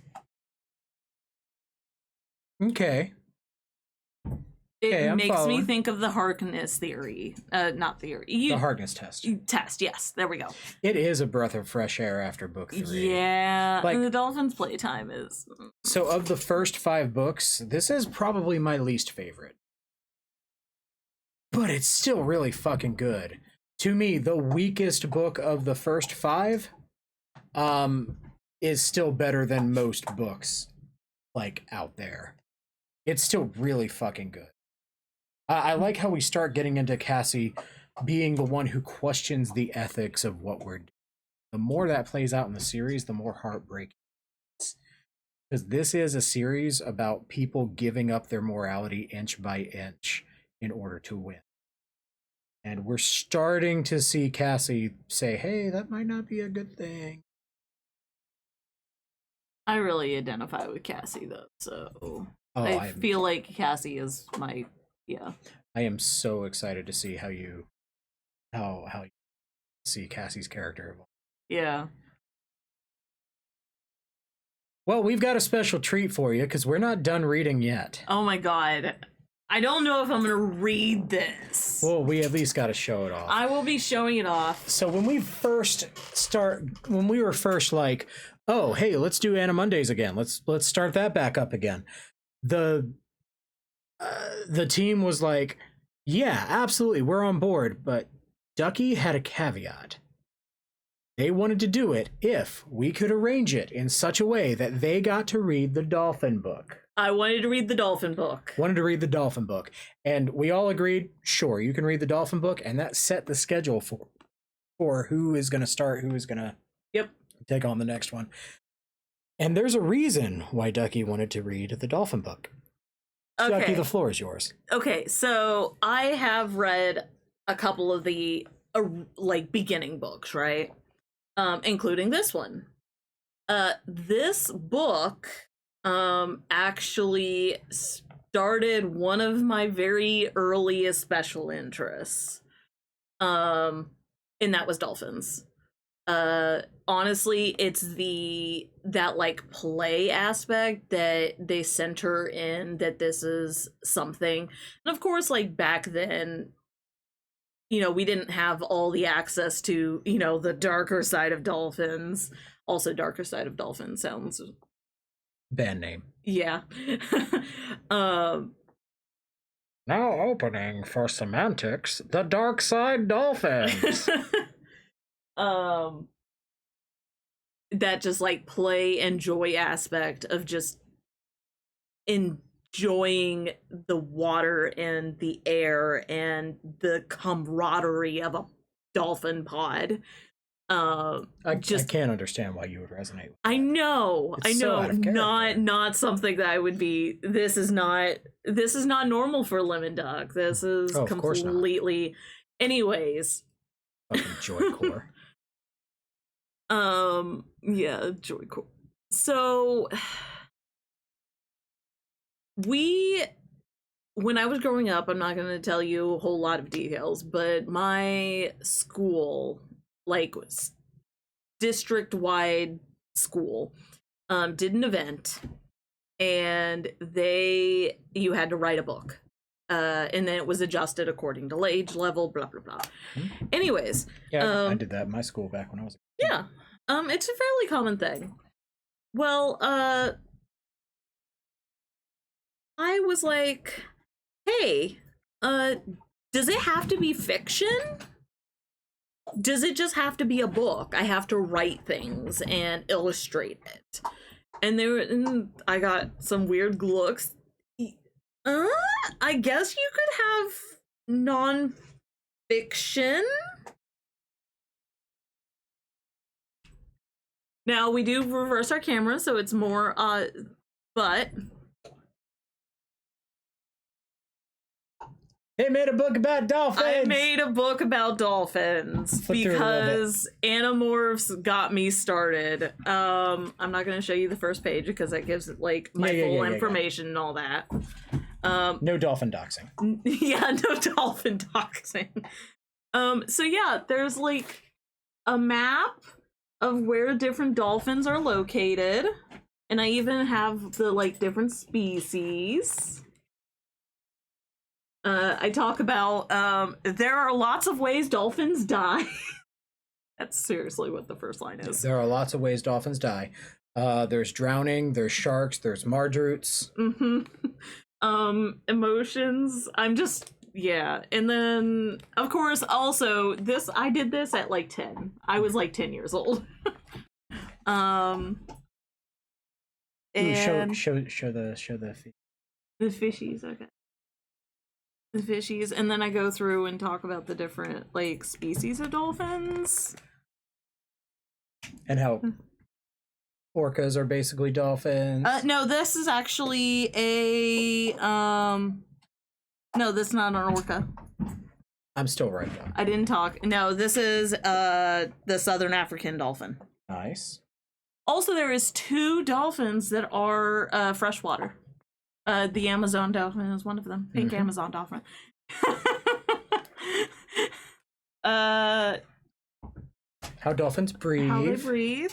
And then the dolphins will, as a game, will jump, will like slide up onto the embankment to. They'll actually chase fish up onto the embankment just to play. Yeah. And then other ways. The fishy has texture. The fishy has texture because dolphins are smooth, and I was 10 years old. Okay. No, this is wonderful. This is and it's my favorite one. Yeah, and then like in captivity, baby dolphins as a game will make like bubble rings and play with them, much like somebody would do like smoke rings. I'm gonna do some smoke rings. Yeah. Yeah. There's a cigar with my name.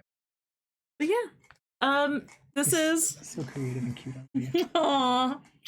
But yes, that was my silly little fictional special interest, and I blame this book for it. I blame this book for it. It got me started really badly. It's a good book. All right, gang, that is where we're going to call it for tonight. Thank you so much for joining us. Thank you all the newbies. All the newbies. I will be back on Wednesday with some more Dredge. Not gonna lie, I don't know how long I'm gonna be sticking with Dredge. It's not catching me the way I want it to catch. I think you need to give it a little bit more time. And that's what I'm thinking. I'm gonna give it a little bit more time. But yeah.